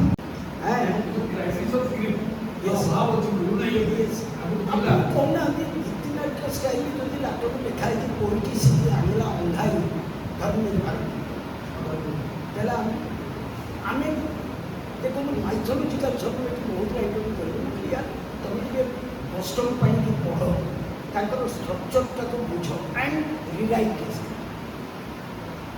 କେହି କହୁନାହାନ୍ତି। ଆପଣ ଦେଖନ୍ତୁ ସେତେବେଳେ ଗୋଟେ ଡାଇଲଗ୍ ଯେଉଁ ପୋଏଟ୍ରି ଶିଖିଥିଲା, ହଁ ମୁଁ ଆପଣଙ୍କୁ ଗୋଟେ ଏକ୍ସାମ୍ପଲ୍ ଦେଉଛି। ଯେତେବେଳେ ଦ୍ରୋଣ ସଜଉଛନ୍ତି ଶବ୍ଦରଥ, ଅଭିମନ୍ୟୁ ଆସୁଛି, ଦେଖନ୍ତୁ ଇମାଜିନେସନ୍, ସେଇଟା ତ ପ୍ଲେନ୍ ସ୍ପେସ୍ ନା, କିନ୍ତୁ ରାଇଟିଂରେ କିନ୍ତୁ ସେମାନେ ଭିଜୁଆଲ୍ସ କ୍ରିଏଟ୍ କରୁଛନ୍ତି ଦର୍ଶକମାନେ। ଦେଖ ଦେଖ ରଥିଗଣ ରବି ରଥ ସମୁପ୍ରଭା କରିଣ ପ୍ରକାଶ ଦକ୍ଷିଣ ଦିଗରୁ ଛୁଟି ଆସେ ଅଭିମନ୍ୟୁ ତରୁଣ ଅରୁଣ ସମକାନ୍ତି ପ୍ରକଟାଇ ହସ୍ତେ ଧରି ଗାଣ୍ଡିବ ସନ୍ତୋଷ ତେଜଯୁକ୍ତ ଧରି ଧାଇ ଅଛି ମହାବୀର ଦଣ୍ଡୀ ସାବଧାନ ସାବଧାନ ଧାର। ଆକ୍ଟରକୁ ଯୋଡ଼େ କଷ୍ଟ କରି ଡାଇଲଗ୍ ପରେ ଗୀତ ବୋଲିବା ଧାଇ ଅଛି ଲଣେ ଅର୍ଜୁନ ନନ୍ଦନ କେଶରୀ ବିକ୍ରମ ତେଜେ উল্টা সমছুটে তেজ জট জটে পেটিয়ে আদিত্য গন্ধে সাবধান হয়ে। আমার এই কেতে জন আক্টর মিউজিক সেন্সিটিভিটি আছে আজ্ঞা, আমার আক্টিংরে কেতটা সবজেক্ট আছে, আমার এডুকেশন এটি এতে মানুষ না। তবে আমি সূর্য ভাইকে ଟିକେ ବିଶ୍ରାମ ନେବା। ଆମେ ଏମିତି ଅନେକ ଆସନ କରିବା ଆଉ ସୂର୍ଯ୍ୟ ଭାଇ ଅପାକୁ ଆସିବେ ଆଉ କହିବେ। ତେବେ ଶେଷ ପୂର୍ବରୁ ଆଉ ଟିକେ ପ୍ରଶ୍ନ, ଟିକେ ହାଲକା ପ୍ରଶ୍ନ। କିଛି ନା ଆମେ ସମସ୍ତେ ଭାବୁ ସୂର୍ଯ୍ୟ ମହାନ୍ତି ଜଣେ ବଡ଼ ନିର୍ଦ୍ଦେଶକ, ଆଉ ଧଳା ଦାଢ଼ି ରଖିଛନ୍ତି, ବାଳବାଣୀ ଆଉ ଏସ୍ ପାଠ ପଢ଼ିକି ଆସିଛନ୍ତି, ବହୁତ ବଡ଼ ବଡ଼ ନାଟକ କରିଛନ୍ତି। ତେଣୁ ଆମକୁ ଅନେକ ସମୟରେ ଡର ଲାଗେ ଆପଣଙ୍କ ପାଖକୁ ଯିବା ପାଇଁ। ତେଣୁ ଆପଣ କ'ଣ ସେମିତି ବହୁତ ଦୂରରେ ନା ସେଇଟା ଆପଣମାନଙ୍କର ମୋର କାହିଁ ଗୋଟେ ମାଘଟେ ଆମ କଳାକାର କେତେବେଳେ ଆସିପାରିବେ? ମୁଁ ତ କହିଛି ଆଜ୍ଞା, ମୋର କାମ କରୁ। ଆପଣ ତ ସମସ୍ତେ ବହୁତ ରାଗି ବୋଲି କହନ୍ତି, କାହିଁକି? ଯିଏ କାମ କରୁଛି, ଏ ପିଲାଟି କାମ କରୁଛି, ତାକୁ ପଚାରୁଛି ମୁଁ କେତେ ରାଗି, ପାଞ୍ଚ ଆପଣ କାମ କରୁଛି, ପଚାରୁଛି ମୁଁ କେତେ ରାଗି, ମୁଁ କେବେ ରାଗିନି, ପଚାରୁଛି ତୁ କେବେ କାମ କର। Because I no rehearsal is a process, ଯେଉଁଠି ଭୁଲ ହେବ ଆପଣ ରାଗ ନା, সেটা ভুল ধারণা, সেটা অপপ্রচার করা যাইছে। গুড়ে দলাল অছন্তি নাটক সবু জানিছি। ତେବେ ମାନେ ସେଇ କଥା ମଧ୍ୟ କହିବି, আগে ଆମେ ଅଧଘଣ୍ଟା ଶୁଣୁଛୁ, ରାଗି ନୁହଁନ୍ତି, ଆପଣ ସ୍ପଷ୍ଟ দ্যাট ইজ হোয়াট ଆପଣ ডিসিপ্লিন ହେଲେ ଗର୍ବୀ। ଆପଣ ତାକୁ କାରଣ ସେମାନଙ୍କର ନାଟକ କିରାନୀ ନାଟକ ନୁହେଁ, ମଡର୍ଣ୍ଣ ଥିଏଟର। ଆମେ କିରାନୀ ମନୋବୃତ୍ତି ନାଟକରେ ଯେଉଁଟା ଥିଏଟର ହିଷ୍ଟ୍ରି ଅଛି, ଅମଲା ଥିଏଟର ଲେବୁଲରେ ରହିଯାଇଛି, ଯେଉଁଟା ପିଟରକୁ କହୁଛନ୍ତି ରକ୍ ଥିଏଟର ଆଇଡ଼ିଆ ଦେଇଛନ୍ତି, ଯେ ନାଟକ କଲାବାଲା ଆସିଲେ ସେ କ'ଣ କଲେ ଜାଣିନାହାନ୍ତି, ହୋ ହଲା କରିଦେଲେ ପଳେଇଲେ, ଦର୍ଶକ ଆସିଲା ହୋ ତାର କିଛି ମାନେ ନାହିଁ। ଆମେ ଯେମିତି ଗୋଟେ କ୍ରିକେଟ ବିଷୟରେ କହୁ କି we hit cricket, drink cricket, slip cricket, ମୋ ଜାଣିବାରେ ସୂର୍ଯ୍ୟ ଭାଇ କେବଳ ଜଣେ ବ୍ୟକ୍ତି ଯିଏକି ସକାଳୁ ଉଠିବାଠାରୁ ସନ୍ଧ୍ୟାରେ ଶୋଇବା ପର୍ଯ୍ୟନ୍ତ ନାଟକ ବ୍ୟତୀତ ଅନ୍ୟ କୌଣସି କଥା ଚିନ୍ତା କରନ୍ତି କି ଅନ୍ୟ କୌଣସି କଥା କୁହନ୍ତି, ଆଉ ଇଏ ଗୋଟେ ଶିଖିବାର କଥା। ଏମିତି ଅନେକ ଜିନିଷ ଆମେ ପୁଣି ଥରେ ଟିକେ ସୂର୍ଯ୍ୟ ଭାଇଙ୍କୁ ନାଇଁ ମୋର ଆମେ ପ୍ରତିଦିନ ସକାଳୁ ଉଠିଲେ ଆମେ ପ୍ରତିଦିନ ସକାଳୁ ଉଠିଲେ ଆମକୁ ନିହାତି ଭାବେ ଖାଇବା ଦରକାର, ଆମେ ଜାଣିଛୁ ନା ବଞ୍ଚିବା। ତ ନାଟକର ଆବଶ୍ୟକତାଟା ଜୀବନରେ କ'ଣ? ନାଟକର ଆବଶ୍ୟକତା ଆପଣ କରିବେ, ସମାଧାନ କରିବେ, ତାର ଫିଲୋସଫି ଅଲଗା। ଆମେ ସେ ଫିଲୋସଫି ନାଟକ ଯେ ପରଫର୍ମିଂ ଆର୍ଟରେ କାମ କରିବା ପାଇଁ ନାଟକ କିଛି ଦରକାର। ଯାହାର ଇଚ୍ଛା ହେବ ଆସ, ସିମ୍ପଲ୍ ଆନ୍ସର। ଧନ୍ୟବାଦ ସୂର୍ଯ୍ୟ ଭାଇ। ଆମେ ପୁଣି ଥରେ ଏମିତି ଗୋଟେ ପ୍ରାର୍ଥନା କରିବା, ସୂର୍ଯ୍ୟ ଭାଇ ଆମକୁ ଏମିତି ଗୋଟେ ଆଉ ଗୋଟେ ଆସନର ସୁଯୋଗ ଦେବେ। ମୁଁ ନିବେଦନ କରିବି ବାତ୍ସାନନ୍ଦୀ ପଟ୍ଟନାୟକ ମହୋଦୟ ମାଲିକ ଆସିବା ପାଇଁ ସୂର୍ଯ୍ୟ ଭାଇକି ସମ୍ମାନିତ କରିବେ। ବିଭିନ୍ନ ଭାଷାର ନାଟକ ଅନୁବାଦ କରି କରୁଥିଲେ, କିନ୍ତୁ ଆମ ଓଡ଼ିଆ ନାଟକରେ କେତେ ଜଣ ତାକୁ ଅନୁବାଦ କରି ଅନ୍ୟ ଭାଷାରେ କରିଛନ୍ତି, କିନ୍ତୁ କାହିଁକି କରିନାହାନ୍ତି ଆଜି ଯାଏ? ସୁଯୋଗ ମିଳିଲେ ସେମାନେ କରିବେ। କ'ଣ ପାଇଁ? ଆମ ଓଡ଼ିଆ ନାଟକ ଅନ୍ୟ ଭାଷାରେ ଅନୁବାଦ ହେଇନି। ନାଇଁ ମୁଁ କାହା ବିରୁଦ୍ଧରେ କହୁନି, ଯେଉଁଟା ମୁଁ ଅନୁଭବ କରିଛି କହୁଛି ଆଜ୍ଞା। ବଡ଼ ରାଇଟର ବୁଦ୍ଧିଷ୍ଟ କଲଚର ଉପରେ ଲେଖିଲେ ଭେରି ପ୍ରାଉଡ, ନିଜ ନିଜର ଥରେ ଲାଇନ୍ ଆମେ ପଢ଼ୁଛୁ, ସେଇଟା ହିନ୍ଦୀ ଟ୍ରାନ୍ସଲେସନ୍ ହେଇକି ଗଲା NSD ଲାଇବ୍ରେରୀ। হ্যাঁ ଗତ ଭାରତର ବହୁତ ଭାଷାରେ ହେଇଛି। रंजीत कपूर कला ये तो साला नेहरू के राज का कॉपी है। ଆମର ଯାଜ୍ଞ ସେଠୀ ବି ବହୁତ ଭାଷାରେ ଅନୁବାଦ ହେଇଛି ବିଭିନ୍ନ नहीं सीए उनका सब्जेक्ट ଆମ ଓଡ଼ିଆ ଭାଷା ସାହିତ୍ୟ ଅନ୍ୟ ଭାଷାରେ ଅନୁବାଦ ରଞ୍ଜିତ ହେଇଛି। କପୁର କହିଲା କଣ ଅଛି ଆପଣଙ୍କ ଧନ୍ୟବାଦ ସୁଜୟ ଭାଇ। ମୋ ବହି ଅନୁବାଦ ହେଲେ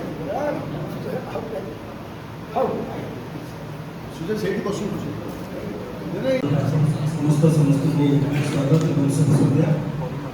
ତେବେ ଯେଉଁ ବିଷୟବସ୍ତୁ କଥା କହିଲେ ଯେ ଆଜିକା ସମୟରେ ଯୁବପିଢ଼ିଙ୍କର ଭୂମିକା କ'ଣ ବା ତାଙ୍କର କ'ଣ କର୍ତ୍ତବ୍ୟ ଅଛି, କ'ଣ ଦାୟିତ୍ୱ ଅଛି, ଯୁବପିଢ଼ିଙ୍କ କଥା କହିବା ପାଇଁ ଆମେ ବରିଷ୍ଠମାନଙ୍କୁ ପାଇଛୁ। କାରଣ ସେମାନଙ୍କର ଆଦେଶ ବା ଉପଦେଶ ଆମ ସାମ୍ନାରେ ରହିବ ଏବଂ ସାମ୍ନାରେ ଆମେ ସବୁ ଯୁବପିଢ଼ି ରହିବୁ। ତେବେ ମୋର ପ୍ରଶ୍ନ ପ୍ରଥମେ ରହିବ କପିଳାସ ଭାଇଙ୍କୁ, ବହୁତ କମ୍ କମ୍ରେ ଯିବା ସର୍ଟରେ, ତାପରେ ଆମେ ପୁରା ଡିସ୍କସନ୍ ଓପନ୍ କରିବା। କପିଳାସ ଭାଇଙ୍କୁ ରହିବ ଯେ ଆପଣ କ'ଣ ଭାବନ୍ତି ଏମିତି ଯୁବପିଢ଼ି ଆଉ ବୟସ୍କ ୟା ଭିତରେ ଗୋଟେ ନାଟକ ପାଇଁ ନାଟକର ଦୃଷ୍ଟିକୋଣରୁ ଦେଖିଲେ ୟା ଭିତରେ ଗୋଟେ ପାର୍ଥକ୍ୟ ଅଛି କିମ୍ବା ସେ ପାର୍ଥକ୍ୟଟାକୁ ସୃଷ୍ଟି କରାଯାଇ ପାରିବ କି?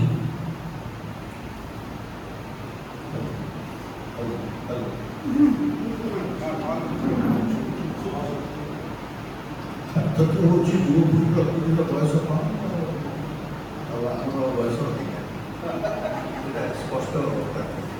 କିନ୍ତୁ ତାପରେ ଭାବରେ ଯୁବପିଢ଼ି ସହିତ କିଏ କେତେ ଭାବ ରଖିବ ତାପରେ ହେଉଛି।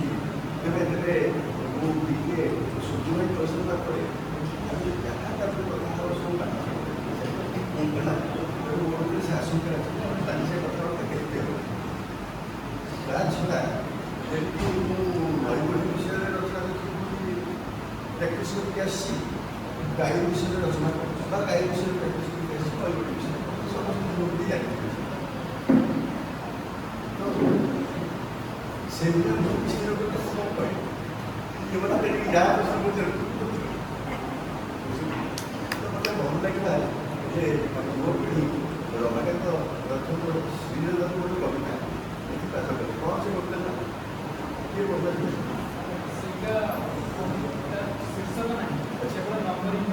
ଶ୍ରୀରଥ ତ ନମ୍ବରିଂ ତ ମୁଁ ବି ସେଗୁଡ଼ା ଗୋଟେ କ'ଣ କବିତା ସବୁ ପଢ଼ିଥିଲି ପିଲାବେଳେ।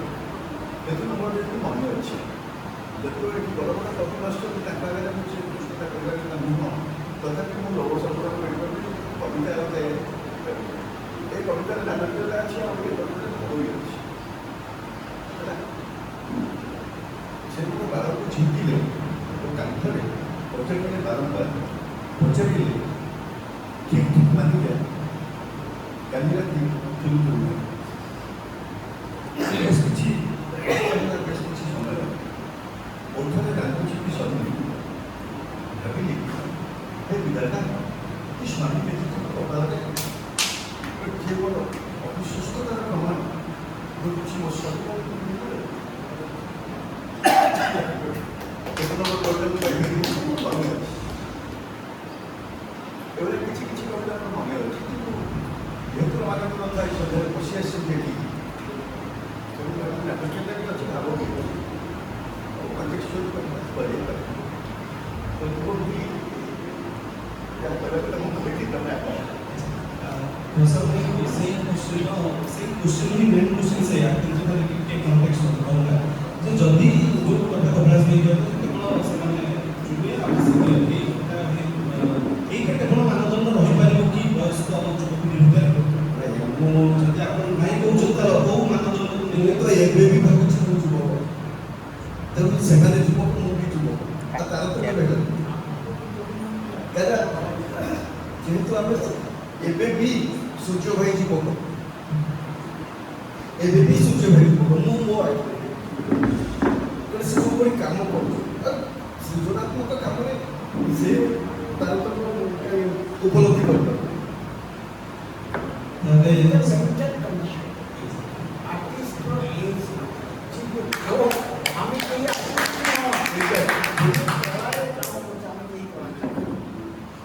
କଳାକାର ଥିଲେ ନିମାନି ହରିଚନ୍ଦନ ବାଳକୃଷ୍ଣ ଦାସ, ଶ୍ୟାମା ପାତ୍ର ରଘୁ ପଣ୍ଡା ଏମାନେ ଥିଲେ କଳାକାର, ସାମରିକ ସାର୍ ବାବୁ ଅଚରମାନିକା ସାର୍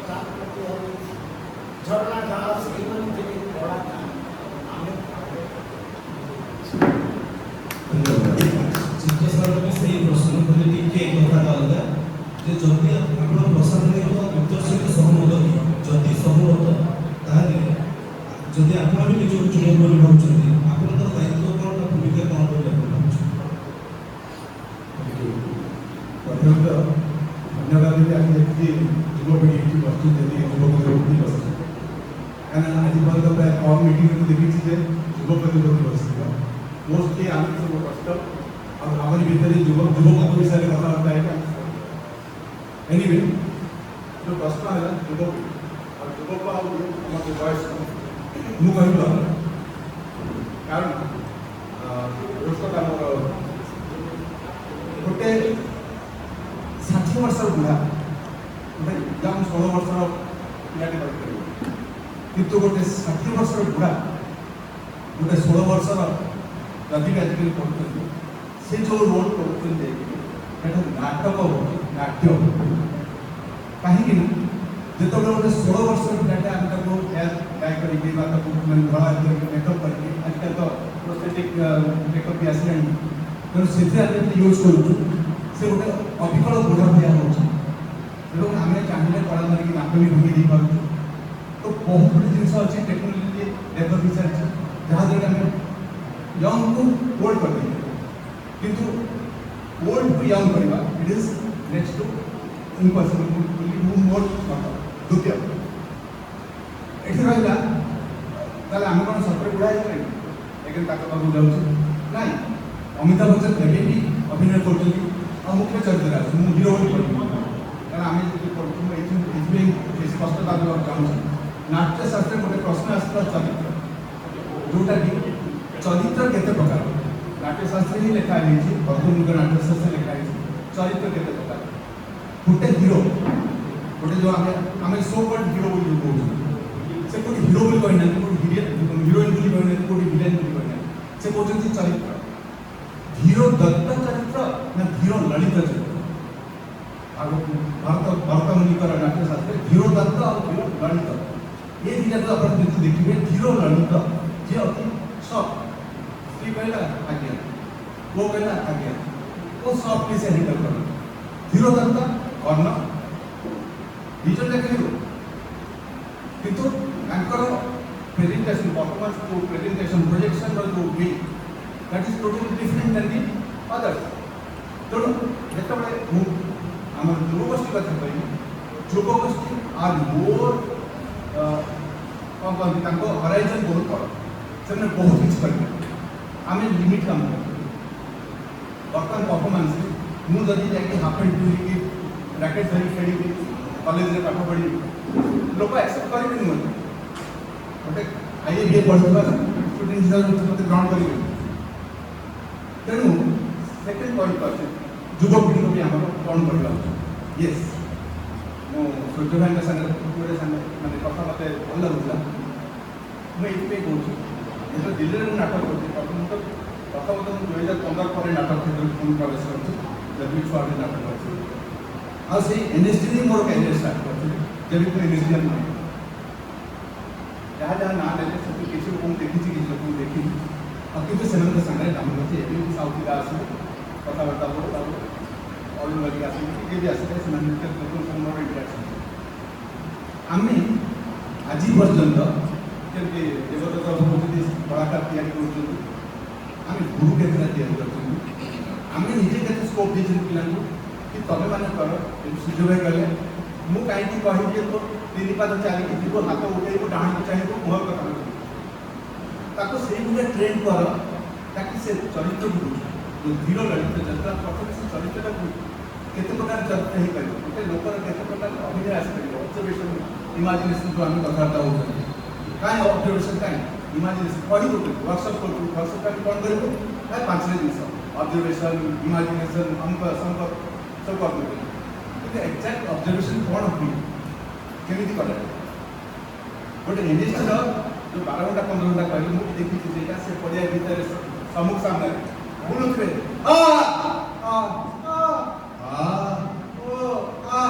ସେ ଗୋଟେ ଅକ୍ଷର ଗୋଟେ ଶବ୍ଦକୁ ସେମାନେ ଖେଳି ଚାଲିଛି ଆମେ କେତେ ଥର କରୁଛନ୍ତି ସେ ସବୁ ଜିନିଷ ଭଏସ୍ ପ୍ରାକ୍ଟିସ୍ କିଏ କରୁଛୁ କେତେ ସବୁ କରୁଛନ୍ତି 40 ଦିନରେ ଆମେ ୱାର୍କସପ୍ କରୁଛନ୍ତି ବଟ୍ ହୁଏ ମୋ ଜାଣନ୍ତାରେ ତେଣୁ ଆମେ ଯଦି ଯୁବପିଢ଼ି କଥା କହୁଛନ୍ତି ଆମକୁ ସେମାନଙ୍କ ଭିତରେ ଇଣ୍ଟରନେଟ୍ କରିବାକୁ ହେବ କି ତମେ ଏଇ ଜିନିଷଟା ନିଅ ଏଇ ଜିନିଷଟା କର ଆମେ ନିଜେ ଯଦି ଜାଣିଥିବା ଆମେ ନିଶ୍ଚିତ ସେଇଟା କରିପାରିବା।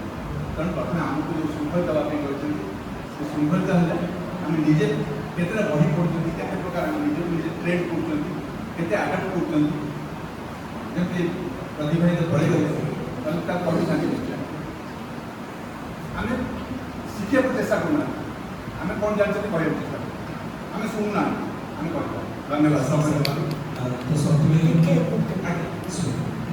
ସାର୍ ଆପଣ ଯେଉଁ ନାଟ୍ୟଶାସ୍ତ୍ର ଏକ୍ସାମ୍ପଲ୍ ଦେଲେ ବର୍ତ୍ତମାନ ଲେଖା ହେଇଗଲାଣି ନଏ ନାଟ୍ୟଶାସ୍ତ୍ର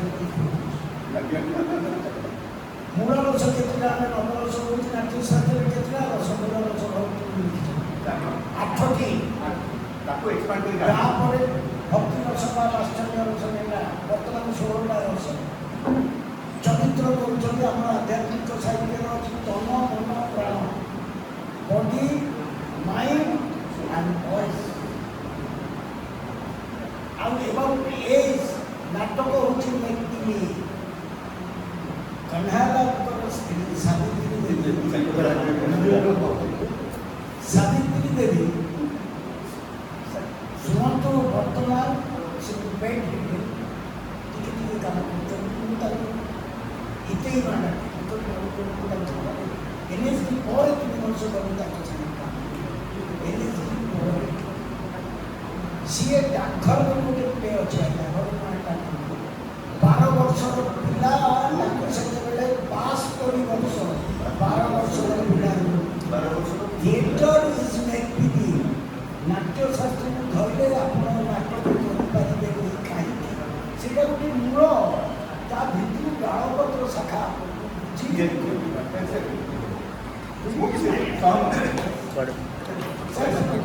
ନାଟକ ଇଜ୍ ମେକ୍ ପ୍ରଥମ ପ୍ରଶ୍ନ ଯେ ତାଙ୍କ ଯୁବପିଢ଼ିଙ୍କର ଭୂମିକା କ'ଣ ଦାୟିତ୍ୱ କ'ଣ କର୍ତ୍ତବ୍ୟ କ'ଣ ଆଉ ଶେଷରେ ତାଙ୍କର ଅଧିକାର ବି এই 4টা কথাକୁ ଆମେ କେମିତି ଡେସ୍କ୍ରାଇବ୍ କରିବା ନାଟକ ଧନ୍ୟବାଦ ଚନ୍ଦ୍ରପ୍ରଭା ଆପଣଙ୍କୁ ନମସ୍କାର। ମୁଁ ପ୍ରଥମେ ଖାଲି ସଂକ୍ଷେପ କରିଦେଉଛି ଯେ ଯୁବପିଢ଼ି ଆଉ ଆମ ଭିତରେ କ'ଣ ଫରକ ଅଛି ବା ବୟସ୍କ ବରିଷ୍ଠ ଆଉ କନିଷ୍ଠ କ'ଣ ଫରକ ଅଛି ତାପରେ ସାହିତ୍ୟରେ ଗୋଟେ କଥା ଅଛି ଆମେ ଯେତେବେଳେ ଯୁବକ ମିଶିବା ପାଇଁ ଚେଷ୍ଟା କରୁ ଆମେ ସେତେବେଳେ ବୁଢ଼ା ହେଇଯାଉ। ସେଇମାନେ ବୁଢ଼ା ଲୋକ ଯେଉଁମାନେ ଯୁବକ ଭଳି ଆଚରଣ କରିବା ପାଇଁ ଚେଷ୍ଟା କରୁ ସେ ଗୋଟେ ଯୁବକ ବି ଯଦି ଯୁବକ ଭଳିଆ ଦେଖିବା ପାଇଁ ଚେଷ୍ଟା କରୁ ସେ ଗୋଟେ ବୁଢ଼ା ଲୋକ ଗୋଟେ ବୁଢ଼ା ଲୋକ ଯଦି ଯୁବକ ପାଇଁ ଚେଷ୍ଟା କରୁଛୁ ଦେଖିବା ପାଇଁ ସେ ତାପରେ ଆଉ ଗୋଟେ ପ୍ରଭେଦ ଅଛି ଗୋଟେ ବରିଷ୍ଠ ଆଉ ଗୋଟେ କନିଷ୍ଠ ଭିତରେ ଫରକ ଅଛି ସ୍ମୃତି। ମୋ ପାଖରେ ବହୁତ ଗୁଡ଼ାଏ ସ୍ମୃତି ଅଛି ଯଦି ମୁଁ ବରିଷ୍ଠ ବା ବୟସ୍କ ବୋଲି ଆମେ ଭାବୁଛୁ ଯେଉଁଟାକି ଗୋଟେ ଛୋଟ ପିଲା ପାଖରେ ନାହିଁ ସେ ସ୍ମୃତିର ବୋଝଟା ମୋ ପାଖରେ ଅଛି। କ'ଣ ସ୍ମୃତି ଅଛି ମୁଁ ମୋ ବାପାଙ୍କୁ କେମିତି ମୁଖ ଆଣିକି ଦେଇଥିଲି ସେ ସ୍ମୃତି ଅଛି। ମୁଁ ଦେଖିଥିଲି ଝଡ଼ ବାତ୍ୟା ଦେଖିଥିଲି ଏମିତିଆ ଲୋକମାନଙ୍କର ଯୁଦ୍ଧ ଦେଖିଥିଲି ଯେଉଁଟା ସାନ ପିଲାଟା ଦେଖିଲି ସେଇ ବାବଦରେ ମୁଁ ସେମାନଙ୍କର ଭିନ୍ନ ଭଲ ବୋଲି ମୁଁ କହୁନି ସେମାନଙ୍କର ଭିନ୍ନ ଅଛି। ଆଉ ଗୋଟେ କ'ଣ ଫରକ ଅଛି ମୋ ପାଖରେ ଯେତେ ସ୍ୱପ୍ନ ଅଛି ସେଥିରୁ ବହୁତ ସ୍ୱପ୍ନ ବିଫଳ କିନ୍ତୁ କନିଷ୍ଠମାନଙ୍କ ପାଖରେ ଯୁବପିଢ଼ି ପାଖରେ ବହୁତ ତାଜା ଆଉ ସତେଜ ସ୍ୱପ୍ନ ଅଛି। ମୋ ପାଖରେ ବହୁତ ଦ୍ରୁତ ସ୍ୱପ୍ନ ଅଛି। ଆଉ ଆମର ଅସୁବିଧାଟା କ'ଣ ହୁଏ ନା ମୋର ବିଫଳ ସ୍ୱପ୍ନମାନଙ୍କୁ ମୁଁ ସବୁବେଳେ ଯୁବପିଢ଼ି ଉପରେ ଲଦି ଦେବା ପାଇଁ ଚେଷ୍ଟା କରେ। ମୁଁ ଡାକ୍ତର ହେଇପାରିଲି ନାହିଁ ମୁଁ ଚାହିଁଲି ମୋ ପୁଅ ଡାକ୍ତର ମୁଁ ଭଲ ନାଟକ ପଢ଼ିପାରିଲି ନାହିଁ ମୋ ଜୀବନରେ ମୁଁ ଏବେ ବୁଢ଼ା ବୟସରେ ଆସିକି ସୂର୍ଯ୍ୟ ଭାଇଙ୍କ ପାଖରେ ଟିନୁ ଭାଇଙ୍କ ପାଖରେ ନାଟକ ଶିଖୁଛି ପଢ଼ୁଛି ଦେଖୁଛି ମୁଁ ଚାହୁଁଛି ନା ମୋ ପୁଅଟା ଅତି ରାତାରାତି ଗୋଟେ ଭଲ ଆକ୍ଟର ଏଇଟା ଗୋଟେ ଫରକ ହେଲା ପ୍ରଥମ କଥା। ଦ୍ୱିତୀୟ ହେଲା କ'ଣ ଭୂମିକା ଦାୟିତ୍ୱ ଆଉ ଅଧିକାର ଅଛି। ପ୍ରଥମ ଦାୟିତ୍ୱ ହେଉଛି ଯେ ସବୁ ଯୁବପିଢ଼ିମାନେ କିଛି ନା କିଛି ନାଟକକୁ ନେଇକି ଗୋଟେ ଟ୍ରେନିଂ ଗୋଟେ ବିଧିଗତ ଶିକ୍ଷା ନେବା ଜରୁରୀ। ସେମାନେ ଏନ୍ଏସ୍ସିରେ ପାଇପାରିବେ ନାହିଁ ଏଫ୍ଟିଆଇରେ ପାଇପାରିବେ ନାହିଁ କିନ୍ତୁ ଛୋଟ ୱାର୍କସପ୍ ପାଠ ପଢ଼ିବାର ବିନା ବିଧିବଦ୍ଧ ଶିକ୍ଷାରେ ଜଣେ ଭଲ ନାଟକକୁ ବସିବା ଭଲ କଥା ନୁହେଁ ମୁଁ ଯାହା ଭାବୁଛି।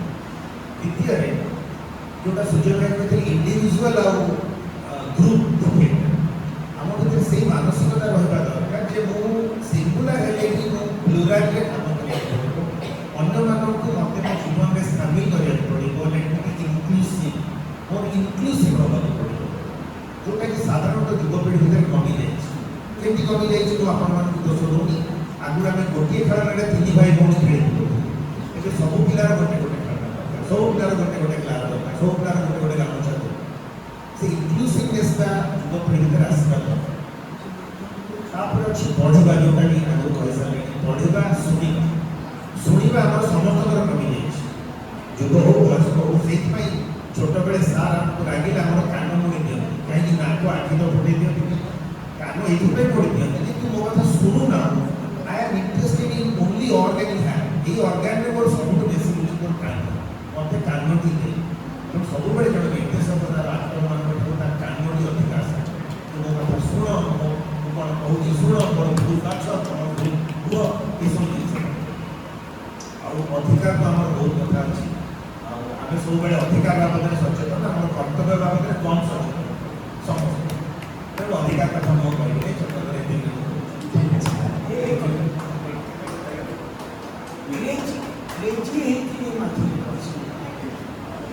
এই ଯେଉଁ ଯନ୍ତ୍ରଟା ରହିଛି ଆପଣମାନଙ୍କୁ ପାଖରେ କରିଦେଉଛି, ଯେଉଁଥିରେ ଆମେ ଆକ୍ଟିଂ କରିବା ବୁଝିପାରୁଛନ୍ତି ତ, କ୍ରେଜିନେସକୁ ଆଗ ବ୍ରେକ୍ କରୁଛି। ସାର୍ ମୋର ସେକେଣ୍ଡ କ୍ୱେଶ୍ଚନ୍ ସେୟା ହିଁ ଥିଲା ସାର୍, ଯେ ଆପଣ ଅଭିନୟର ସବୁ ମାଧ୍ୟମରେ କାମ କରିସାରିଲେ, ସିନେମାକୁ ଆରମ୍ଭ କରି ସବୁ ଜିନିଷ ଆମେ ଜାଣିଛୁ।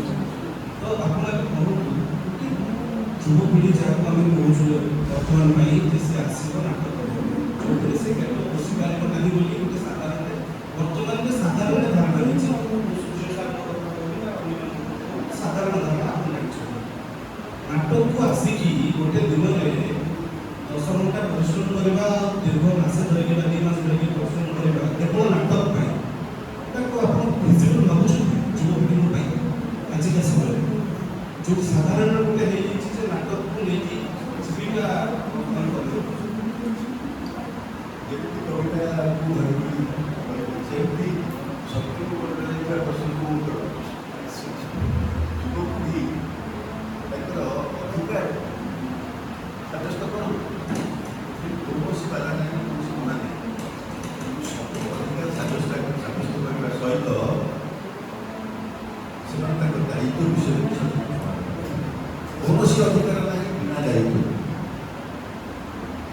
ଯେକୌଣସି କାମ କିଏ ନାଟକ ଆସୁଛି ସେଇ ମୁହୂର୍ତ୍ତରେ ତାକୁ ଗୋଟେ ଦାୟିତ୍ୱ ଆସୁଛି। ଯିଏ ଚିତ୍ର କରିବାକୁ ଯାଉଛି ତାକୁ ଦାୟିତ୍ୱ, ନାଟକ ନିର୍ଦ୍ଦେଶନ କରିବାକୁ ଚାହୁଁଛି ତାକୁ ଦାୟିତ୍ୱ, ଯିଏ ଲେଖିବାକୁ ଚାହୁଁଛି ତାକୁ ଦାୟିତ୍ୱ, ଯିଏ ପେଣ୍ଟିଂ କରୁଛି ତାକୁ ଦାୟିତ୍ୱ ଅଛି। ବିନା ଦାୟିତ୍ୱରେ କୌଣସି କାମ ନାହିଁ, କୌଣସି ଅଧିକାର ନାହିଁ। ପୁଣି ପଛକୁ ଆମେ ବସିଲା ବେଳକୁ ଗୋଟେ ଛୋଟ ଝିଅ ଆସିକି ସୁନ୍ଦରକୁ ପ୍ରଣାମ କରୁଥିଲା, ଟିକେ ଲଫ୍ଟି ହେଇଯାଉଛି ଜାଣିକି ସୁନ୍ଦର ତାକୁ ପ୍ରଣାମ କରିବା ତାକୁ ଦେଇ ଦିଏ। ସୁନ୍ଦର କ୍ଲାସ୍ କରିଗଲେ ଝିଅ ଗୋଟେ ଥାଏ ସୁନ୍ଦର ତାକୁ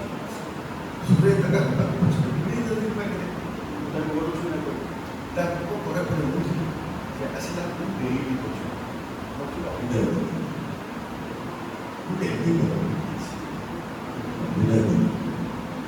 ଏଇଠୁ ମୁଁ ପୁଣି ପଛକୁ କରୁଛି 1984 ରତନ ଧ୍ୟାନ ଚକ୍ରବ୍ୟୂହ ନାଟକ ହେଇକି ପଢ଼ୁଛି ଏବଂ ତାଙ୍କୁ ଆକ୍ଟର ମାନେ ରତନ ଧ୍ୟାନକୁ ପାଆନ୍ତି, ତାଙ୍କ ସମ୍ମାନ ଦେଖିବା ପାଇଁ ସେମାନେ ନମସ୍କାର କରନ୍ତି। ସେମାନେ ଗୋଟେ ଆନନ୍ଦ ଆଉ ଗୋଟେ ମାନେ ସେ ଯୋଉଟା ପିଲାମାନେ ବୁଝିପାରିବେ ଯେ ପ୍ରେମିକାକୁ ମୁକ୍ତି ଦେବା ପାଇଁ ବାହାକୁ ପ୍ରପୋଜ ସେଇଭଳିଆ ପୋଜିସନଟା, କିନ୍ତୁ ଗୋଟେ ବିରୋଧ ଏବଂ ହାତଟାକୁ ସେ ଭୂମିରେ ଗଲାଣି, ରତନକୁ ଗୋଡ଼ରେ ଗଲାଣି। କ'ଣ ସେ ଭୂମିରେ କାହିଁକି ଗଲାଣି? ଆମେ ଯେତେବେଳେ ପ୍ରଣାମ କରୁ ସେତେବେଳେ ଆମେ ସେ ଲୋକର ପାଦକୁ ପ୍ରଣାମ କରୁ ନା କ'ଣ? ମୋ ଯାହାର ଟିକେ ଅନୁଭୂତି ଅଧିକା ଅଛି, ବୟସ ହେଇଛି, ଅନୁଭୂତି ଯାହାର ଅଧିକା ଅଛି, ତାହା ଭିତରେ ଗୋଟେ ଏନର୍ଜି ଯଦି ହେଇକି ଭୂମିକୁ ଆସିଲା ସେ ଭୂମି ତାହେଲେ ସେ ଏନର୍ଜିକୁ ମୋର ଭାଗ ରହୁଛି ସେ ପ୍ରଥମେ ଏନର୍ଜିକୁ ଶିଖୁଛି ଏନର୍ଜିକୁ ମୁଁ ଉଠିକୁ ଆଣୁଛି ଏବଂ ସେ ଡିଭୋସନଟା ଗୋଟେ ନିର୍ଭର ବିଷୟ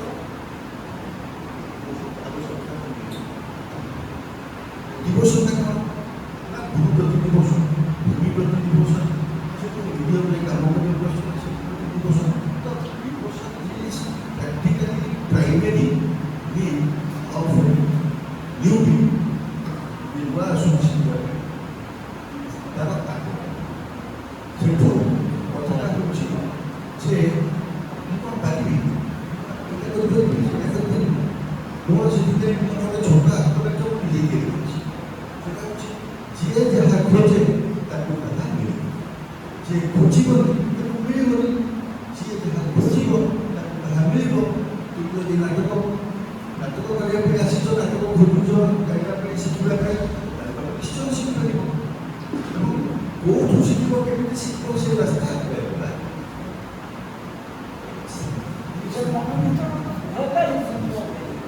ବର୍ଷା ଭାଇଙ୍କୁ ସେଇ କ୍ୱେଶ୍ଚିନ୍ ଟିକେ ଅଲଗା ବାହାରେ ବାଦ ହେଲା ଗତ 5-7 ବର୍ଷ ଭିତରେ ଯେତିକି ପିଲା ଆମକୁ କଣ୍ଟାକ୍ଟ କରୁଛନ୍ତି ତାଙ୍କର ଦୁଇଟା କ୍ୱେଶ୍ଚିନ୍ ସାର୍ ଆପଣଙ୍କ ସଂସ୍ଥା ଗଲେ ତାଙ୍କୁ ଶିଖିବ ଏବଂ କେତେ ଜଲ୍ଦି ଆମେ ଆକ୍ଟିଂର ଟିକେ ଶିଖିଯିବୁ ତାହେଲେ ଆମେ ସିରିଏଲ୍ ଟିକେ କରିପାରିବୁ ଏବଂ ବର୍ଷେ 1.5 ବର୍ଷ ତଳେ ଗୋଟେ ପିଲା ମୋତେ ଫୋନ୍ କରି କହିଲା ମୋତେ ଟିକେ ଦରକାର ଆକ୍ଟିଂ ଶିଖିବା ପାଇଁ କାହିଁକି ମୋତେ ଛୋଟ ଯାତ୍ରା ପାଠରେ ମୋତେ ସୁଯୋଗ ମିଳୁଛି ସେମାନେ କହୁଛନ୍ତି ଯଦି କିଛି ଆକ୍ଟିଂ ନ ଶିଖିଛ ତାହେଲେ ଶିଖିବ ତାହେଲେ ତୁମେ ଯେଉଁ ନାଟକ କଥା କହୁଛନ୍ତି ନାଟକରେ ପିଲାଟା ଆସିବା ବେଳକୁ ତୁମେ କ'ଣ ତାଙ୍କଠୁ ଆଶା କରିବୁ ଯେ ସବୁଥିପାଇଁ ଆସିଥାଇପାରେ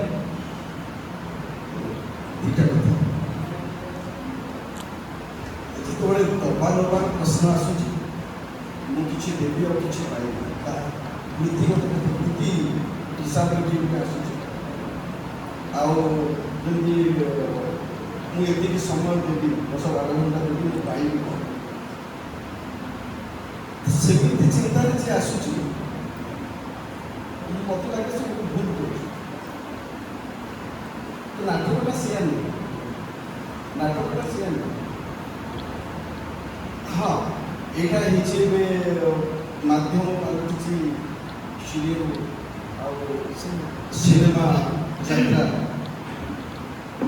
ଠିକ୍ ଅଛି ମୋ ମତରେ ହଁ ଆମେ ଯଦି ତାଙ୍କଠାରୁ ଆଶା କରୁଛୁ ଯେ ସିଏ ଆମ ସଂସ୍ଥାରେ ସବୁବେଳେ ରହିବ ଅସୁବିଧା ରହିବ ଯଦି କେହି ଆସୁଛି କ'ଣ ଗୋଟେ କରିବା ପାଇଁ ଆସୁଛି କ'ଣ ଗୋଟେ କରିବା ପାଇଁ ଆସୁଛି ତାକୁ କରିବାକୁ ଦିଆ ଯଦି ସିଏ ତାର ସେଇଟାକୁ ନେଇକି ବାହାରେ କିଛି କ'ଣ କରିପାରିବା ଆମେ ଅସୁବିଧା କରୁଛୁ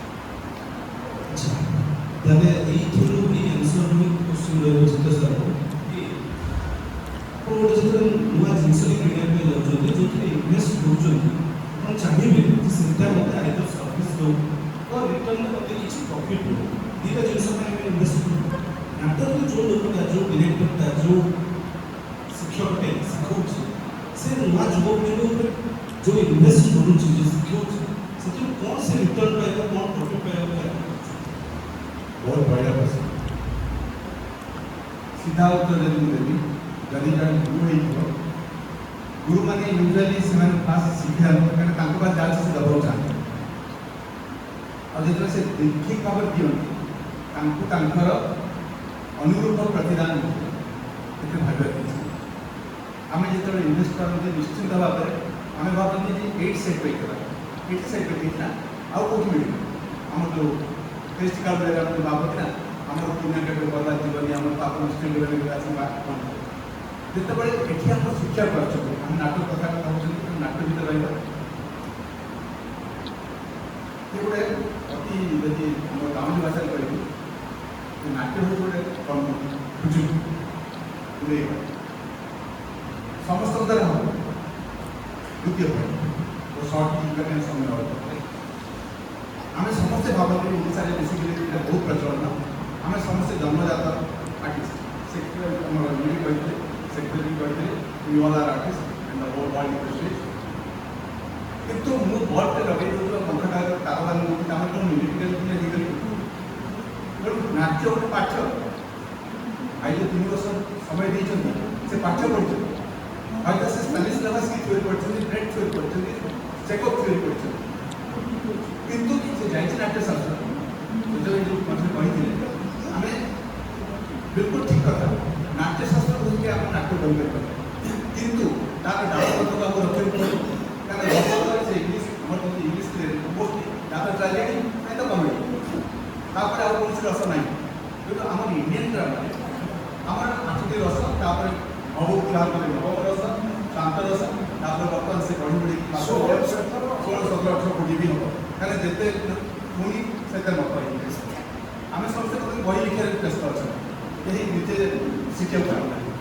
ତେଣୁ ଆମେ ଯେତେବେଳେ କୌଣସି ଥ୍ୟୋରି ନେଉଛୁ ସେ ଥ୍ୟୋରିରେ ଯେ ନାଟ୍ୟ ଶିକ୍ଷକ ଆସୁଛି ସେ ନିଶ୍ଚିତ ଭାବରେ କିଛି କ'ଣ ଭାବିକି ଆସୁଛୁ ନା ମୋତେ ଏ କଳାଟା ଶିଖିବାର ଅଛି।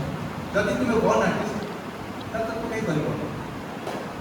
ଯେମିତି କହିଲେ ଗୋଟେ ଚରିତ୍ର 10ଟା ଚରିତ୍ର ଅଛି ଗୋଟେ ସ୍କ୍ରିପ୍ଟ, ସେ 10ଟା ଚରିତ୍ରର ଭିନ୍ନ ଭିନ୍ନ ଆକ୍ଚୁଆଲି କ୍ୟାରେକ୍ଟରିଷ୍ଟିକ୍ସ ଅଛି, ଚରିତ୍ରଟା ଅଛି। ସେ ଚରିତ୍ରର କଥା କିଏ ବୁଝିବ?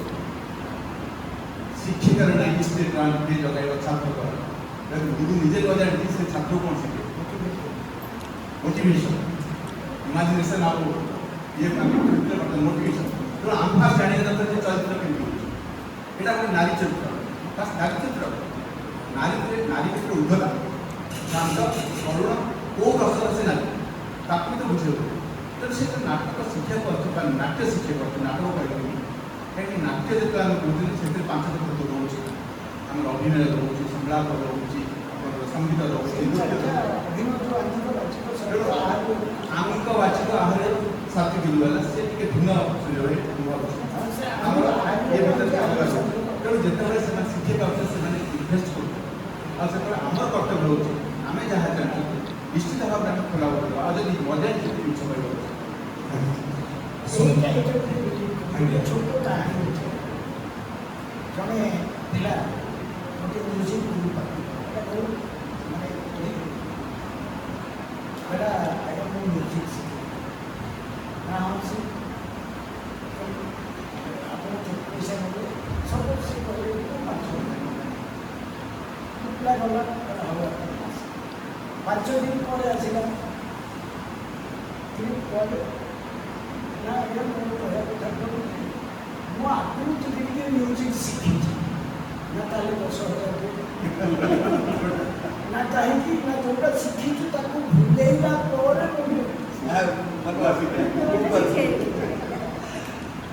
ସତ୍ୟଭାଇଙ୍କୁ ତାଙ୍କର ଗଭର୍ଣ୍ଣମେଣ୍ଟ ଗୋଟେ କ୍ୱେଶ୍ଚନ୍ ଯେ ଆଜିକାଲିକା ସମୟରେ ସୂର୍ଯ୍ୟଭାଇ କହୁଥିଲେ ସ୍କ୍ରିପ୍ଟ ଯେଉଁମାନେ ସାହିତ୍ୟ ଲେଖୁଛନ୍ତି ଆଜିକାଲି ଯୁବପିଢ଼ି ବହୁତ ସାହିତ୍ୟ ଲେଖୁଛନ୍ତି, ବଢ଼ିଆ ବଢ଼ିଆ ସାହିତ୍ୟ ଲେଖୁଛନ୍ତି, ତ ସେ ବିଷୟରେ ବହୁତ ମାନେ ଜାଣିଛନ୍ତି। କିନ୍ତୁ ବହୁତ କମ୍ ଯୁବପିଢ଼ି ଭିତରେ ଯେଉଁମାନେ ସାହିତ୍ୟ ଲେଖୁଛନ୍ତି, ଯେଉଁମାନେ ଗପ ଲେଖୁଛନ୍ତି ବା କବିତା ଲେଖୁଛନ୍ତି, ଉପନ୍ୟାସ ଲେଖୁଛନ୍ତି, ସେମାନଙ୍କୁ ଆମେ ଯେବେ ପଚାରୁ ଗୋଟେ ସ୍କ୍ରିପ୍ଟଟେ ଲେଖିବାକୁ ସେଇଦିନ ହଁ କହିଲା ପରେ ତାପରେ ଦିନଠୁ କଥାବାର୍ତ୍ତା ତ କହିବା କଥା ହେଉଛି ସାହିତ୍ୟ ଲେଖିଲା ବେଳକୁ ସମସ୍ତେ ଲେଖିପାରୁଛନ୍ତି, ଆରାମସେ ବହୁତ ବଢ଼ିଆ ବଢ଼ିଆ କଥା ହେଉଛି, ସବୁ ବର୍ଷ ଯୁବ ପୁରସ୍କାର ମିଳୁଛି। କିନ୍ତୁ ନାଟକ ସ୍କ୍ରିପ୍ଟଟା ବେଳକୁ ଅସୁବିଧା କେଉଁଠି ରହୁଛି? କାହିଁକି ଯୁବପିଢ଼ି ଭିତରେ ସେ କଥାଟି ଆସିପାରୁନି? ନା ଆପଣ ଭାବୁଛନ୍ତି ଆସିଗଲାଣି କିଛି ଗୋଟେ ଗ୍ୟାପ୍ ରହୁଛି? ଯୋଉଠି ଗ୍ୟାପ୍ ରହୁଛି ସେ ଗ୍ୟାପ୍ଟା କ'ଣ? ପ୍ରଥମ କଥା ଯୁବପିଢ଼ି ବା ଆମେମାନେ ବହୁତ ଭଲ ସାହିତ୍ୟ ଲେଖୁଛୁ, ଏଠି ଏଇ କଥାକୁ ମୁଁ ସ୍ୱୀକାର କରୁନି।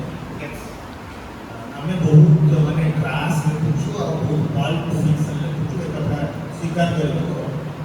ଆଉ ଗୋଟେ ଭଲ କଥା ହେଉଛି ବହୁତ ଖରାପ ହେଲେ ବି ତାକୁ କିଛି କିଛି ଭଲ ଆସିଯିବାର ଆଶଙ୍କା ଅଛି ବା ସମ୍ଭାବନା ଅଛି। ସେଥିରେ ହେଉଛି ନାଟକ ଗୋଟେ ପରଫର୍ମିଂ ଆର୍ଟ ବୋଲି ଯୋଉଟା କହିଲେ ସୂର୍ଯ୍ୟଭାଇ, ସେଥିରେ ସବୁ କଥା ଅଛି। ଆଉ ଲେଖିବାଟା ଗୋଟେ ମାନେ ଗୋଟେ ଅତ୍ୟଧିକ ସିଙ୍ଗୁଲାର ମାନେ ଗୋଟେ ବ୍ୟକ୍ତିଗତ ଆମେ ବସିକି କଲମ ଧରିକି ଲେଖିବୁ। କିନ୍ତୁ ନାଟକକୁ ଆସିଲା ବେଳେ ତାର ବହୁତ ଜିନିଷ ଆସିଯିବ, ସେ କ'ଣ କହିବ, କେତେବେଳେ ଚୁପ୍ ରହିବାଟା ଲେଖିପାରିବି ନାହିଁ। ଏଇ ଚରିତ୍ରକୁ ମୋ ବାପା ମୋତେ ଗାଳିଦେଲେ ମୁଁ ଚୁପ୍ ରହିଯାଏ, ଚୁପ୍ ରହିବା ଖାଲି ଫାଙ୍କା ଜାଗା କାଗଜରେ ଲେଖିବି ନାହିଁ। କିନ୍ତୁ ନାଟକରେ ଚୁପ୍ ହେବାଟା ବହୁତ ଗୋଟେ ବଡ଼ କଷ୍ଟ। ଏଇଟା କପିଳାସ ଆଜି କହୁଥିଲେ ସ୍ପେସ୍ ଆଉ ଟାଇମ୍ର रिलेशनशिप को आनिबा लेखा आनिबा काने हो जानिबा लिटरेचर होची बा लैंग्वेज होची क्विकेस्ट वे ऑफ कम्युनिकेशन सबुठु निम्नतम माने माध्यम होची साहित्य लेखिबा नाटक रास्ता बेल आपको म्यूजिक आनिया पड़िबो लाइट आनिया पड़िबो अभिनय आनिया पड़िबो आ संजय सजाय इंटीग्रेशन आसको ताबे सेटा भारी कष्ट तेणु मुझे जेतबे नाटक मते स्क्रिप्ट लगाई सेठी को बच्चों को जाते हैं वो कथाटा खराब पड़े तो मते किछि होनी सेटा बड़े बड़ आउ को बुझी जो माने एकेडमिक्स रे रहिले बा साहित्य लिखिले पुरस्कार पाइले बा पाठ पढेले चाकरी कले आ जो माने नाटक पढे ताको भितर जो तमे पचारो बहुत बड़ बड़ ज्ञान अछि कि हमें बहुत लोग देखि जो माने प्रोफेसर हे गले कि डीसी हे गले पाला वाला को माने को पीएचडी नाटक ऊपर पीएचडी करके एसोसिएट प्रोफेसर है जो बहुत साल हो କିନ୍ତୁ ସେମାନେ ଜୀବନରେ ଗୋଟିଏ ଦିନ ନାଟକ ଦେଖି ନାହାନ୍ତି ତାପରେ ମୁଁ ଯଦି ପାଲାବାଲାଙ୍କ ଉପରେ ପିଏଚଡି କରିକି ମୁଁ ଆସୋସିଏଟ୍ ପ୍ରଫେସର ହେଇଗଲି ବହୁତ ଗୁଡ଼ାଏ ପେପର ପବ୍ଲିଶ କଲି ପାଲାବାଲାର କ'ଣ ଉନ୍ନତି ଥିଲା ମୋ ପେପରର କଣ୍ଟ୍ରିବ୍ୟୁସନ୍ କ'ଣ ଗୋଟେ ପାଲାବାଲା ମୋ ନାଟକ ପିଏଚଡିର କ'ଣ ମୁଁ ଯଦି ମଞ୍ଚକୁ ନ ଦେଇଥାଏ ସେଇ ଗୋଟେ ଗ୍ୟାପ୍ ଅଛି ଆମ ଯାହା ଆମେ କରୁ ଆଉ ଯାହା ଆମେ ବହୁ ବା ଲେଖୁ ତା ଭିତରେ ବଡ଼ ବଡ଼ ଫରକ ଅଛି ତେଣୁ ତାର କ'ଣ ସମାଧାନ ସୂତ୍ର ମୋ ପାଖରେ ନାହିଁ यार गोटे लाइन एकमात्र ओडिशा गोटे स्टेट जो कि कौन कवि प्राबंधिक काल्पिकर नाट्य साहित्य सागर संपर्क ना वो बहुत बड़ा लोग बांध हमें सचिव बताओ यार क्या करें कौन सी आप अन्य लैंग्वेज में लिखते बेंगली तेलुगु मलयाली हिंदी सबुठे बड़ बड़ कवि बड़ बड़ साहित्यिक ट्रांसलेशन नाटक आमर एठी कहीं देखा आसती टिकेट करी मत बहुत लोग कहते आप सीताकांत महापात्र पाक जातु कहीं धर्म ठीक अच्छे आप ग्रेट कवि आपंकर कवितार तत्व में आप जी आवार्ड पाई ना आप लब्धि करके आवार्ड पाई ओपन आम देखी समस्त दिल्ली फैक्ट अरे रमाकांत रथ थे चेयरमैन साहित्य अकाडेमी जड़े ओडिया लेखक गले ओडियार खात पाइने से किरानी पचारे यार ओडिया क्या कलेक्शन नहीं मैं यार तुम्हारा चेयरमैन को पचारो अच्छो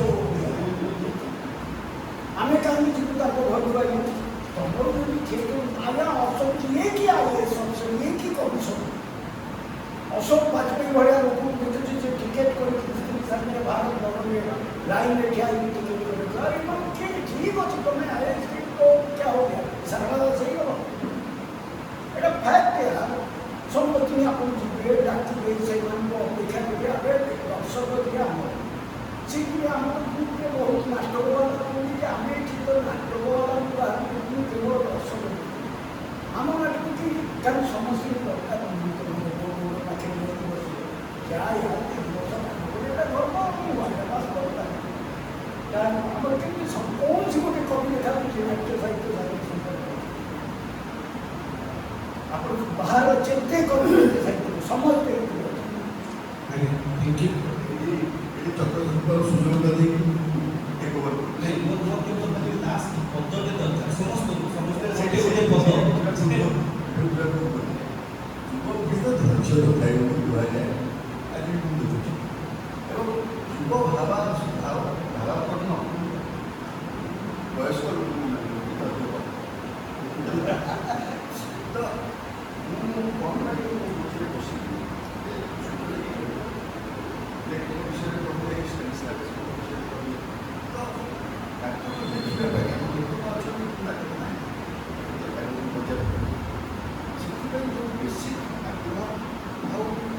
ट्रेनिंग करते माइंड से माइंड पढ़ापढ़ी आवश्यकता अच्छी तो नाट्यकार निर्देशक पाइबे वो कहवा कथा अच्छी तीनटा बेसिक बही से रेफरेंस देखिए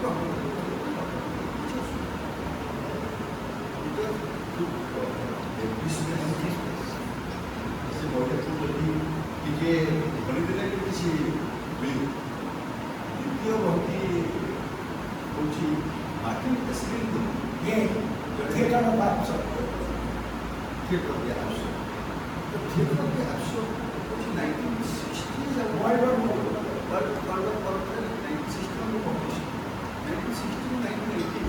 ଭିତରେ ସେ ଟ୍ରେନିଂଟା ରହିଥିଲା ଯେଉଁଟାକୁ ଓଡ଼ିଶାରେ ଯେତେବେଳେ ରିଜେକ୍ଟ କରିଦେଲେ ଉଦ୍ଭଟ ନାଟକ କରିକି ଆକ୍ଚୁଆଲି ଉଦ୍ଭଟ ହୁଅନ୍ତି।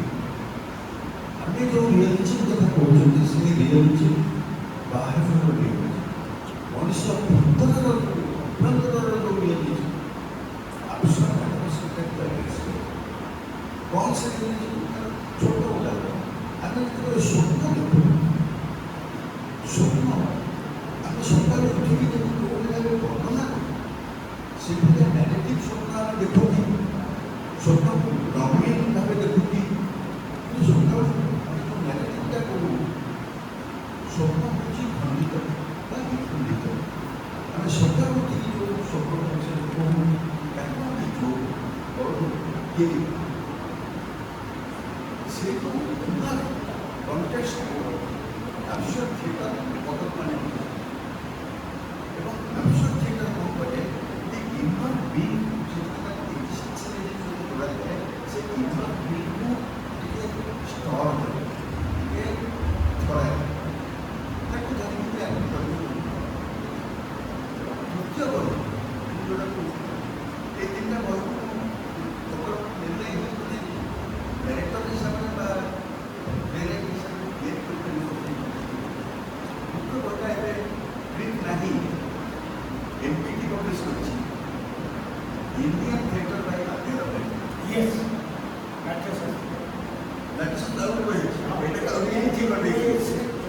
এটা লাইବ୍ରେରୀରେ ଆପଣମାନେ ପାଇବେ ଇଣ୍ଡିଆନ୍ ଥିଏଟର ବାଇ ଆଦ୍ୟାର ବହି। ଏଇ ତିନିଟା ବହି ଟିକେ ପକଡ଼କୁ ଆଣିଲେ ଗୋଟେ ଅନୁଷ୍ଠାନିକ କେତେ ଆପଣ ସାମାନ୍ୟ ଅନୁଷ୍ଠାନିକ ତାହେଲେ ତାକୁ କରିବା ସୁନ୍ଦର। about Aki, stencil measurement budget as stencil is the more security stella this class for India and measurement. Some good measurement to the latest program. उन्होंने लिखी जो भी काम करके नोटिस करके काम करके सीनियर समझ को वैल्यू को बहुत है तो स्टेंसिल इसके 100% लोग लक्ष्मी तांको सोशल बट हमने वर्तमान परिस्थिति में सेटा बहुत टेक्निक अच्छी किंतु आपका निजर टेक्निक बाहर कर अपन ऑल लिखिले वो अपन हाथ में राम गोटे भल गोटे प्रथम हस्तक्षेप लेकिन रे चलना कि बर्तमान कौन राम जितने आप देखिए सत्तर जाति बट आप कंडीशन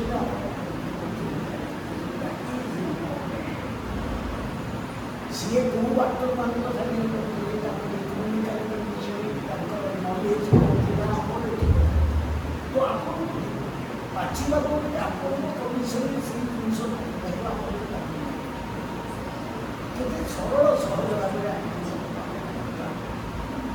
आप भूल धारणा अच्छी कि आम नाटक सिनेमा भारी बड़ बड़ कथा थिएटर शुणुची हाँ थिएटर नाटक सिनेमा अरे हाँ सब नाटक आक्टर ही सिनेमा कर नाटक 5000 वर्ष पूर्व तापर सिनेमा आईटा भी भूल लगा सिनेमा सीरियल करके आप भल आक्टर नहीं किए पैसा देगा से भी पैसा देवे भल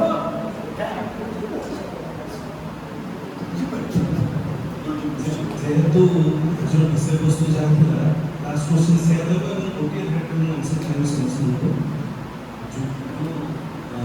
युव नाटक युववाणी दायित्व आप कौन हम बोली भावुँ गोटे भूमिका कौन हम सबसे उज्ज्वल नाटक युवपीढ़ी भूमिका कौन ଭୂମିକା ଗୋଟିଏ ଧାଡ଼ି କେବଳ ଯଦି ଆପଣ କହିବେ ତାଙ୍କ ପାଇଁ ଗୋଟେ ଆହ୍ୱାନ ଶିଖନ୍ତୁ। Learning, acting is learning, theatre is learning.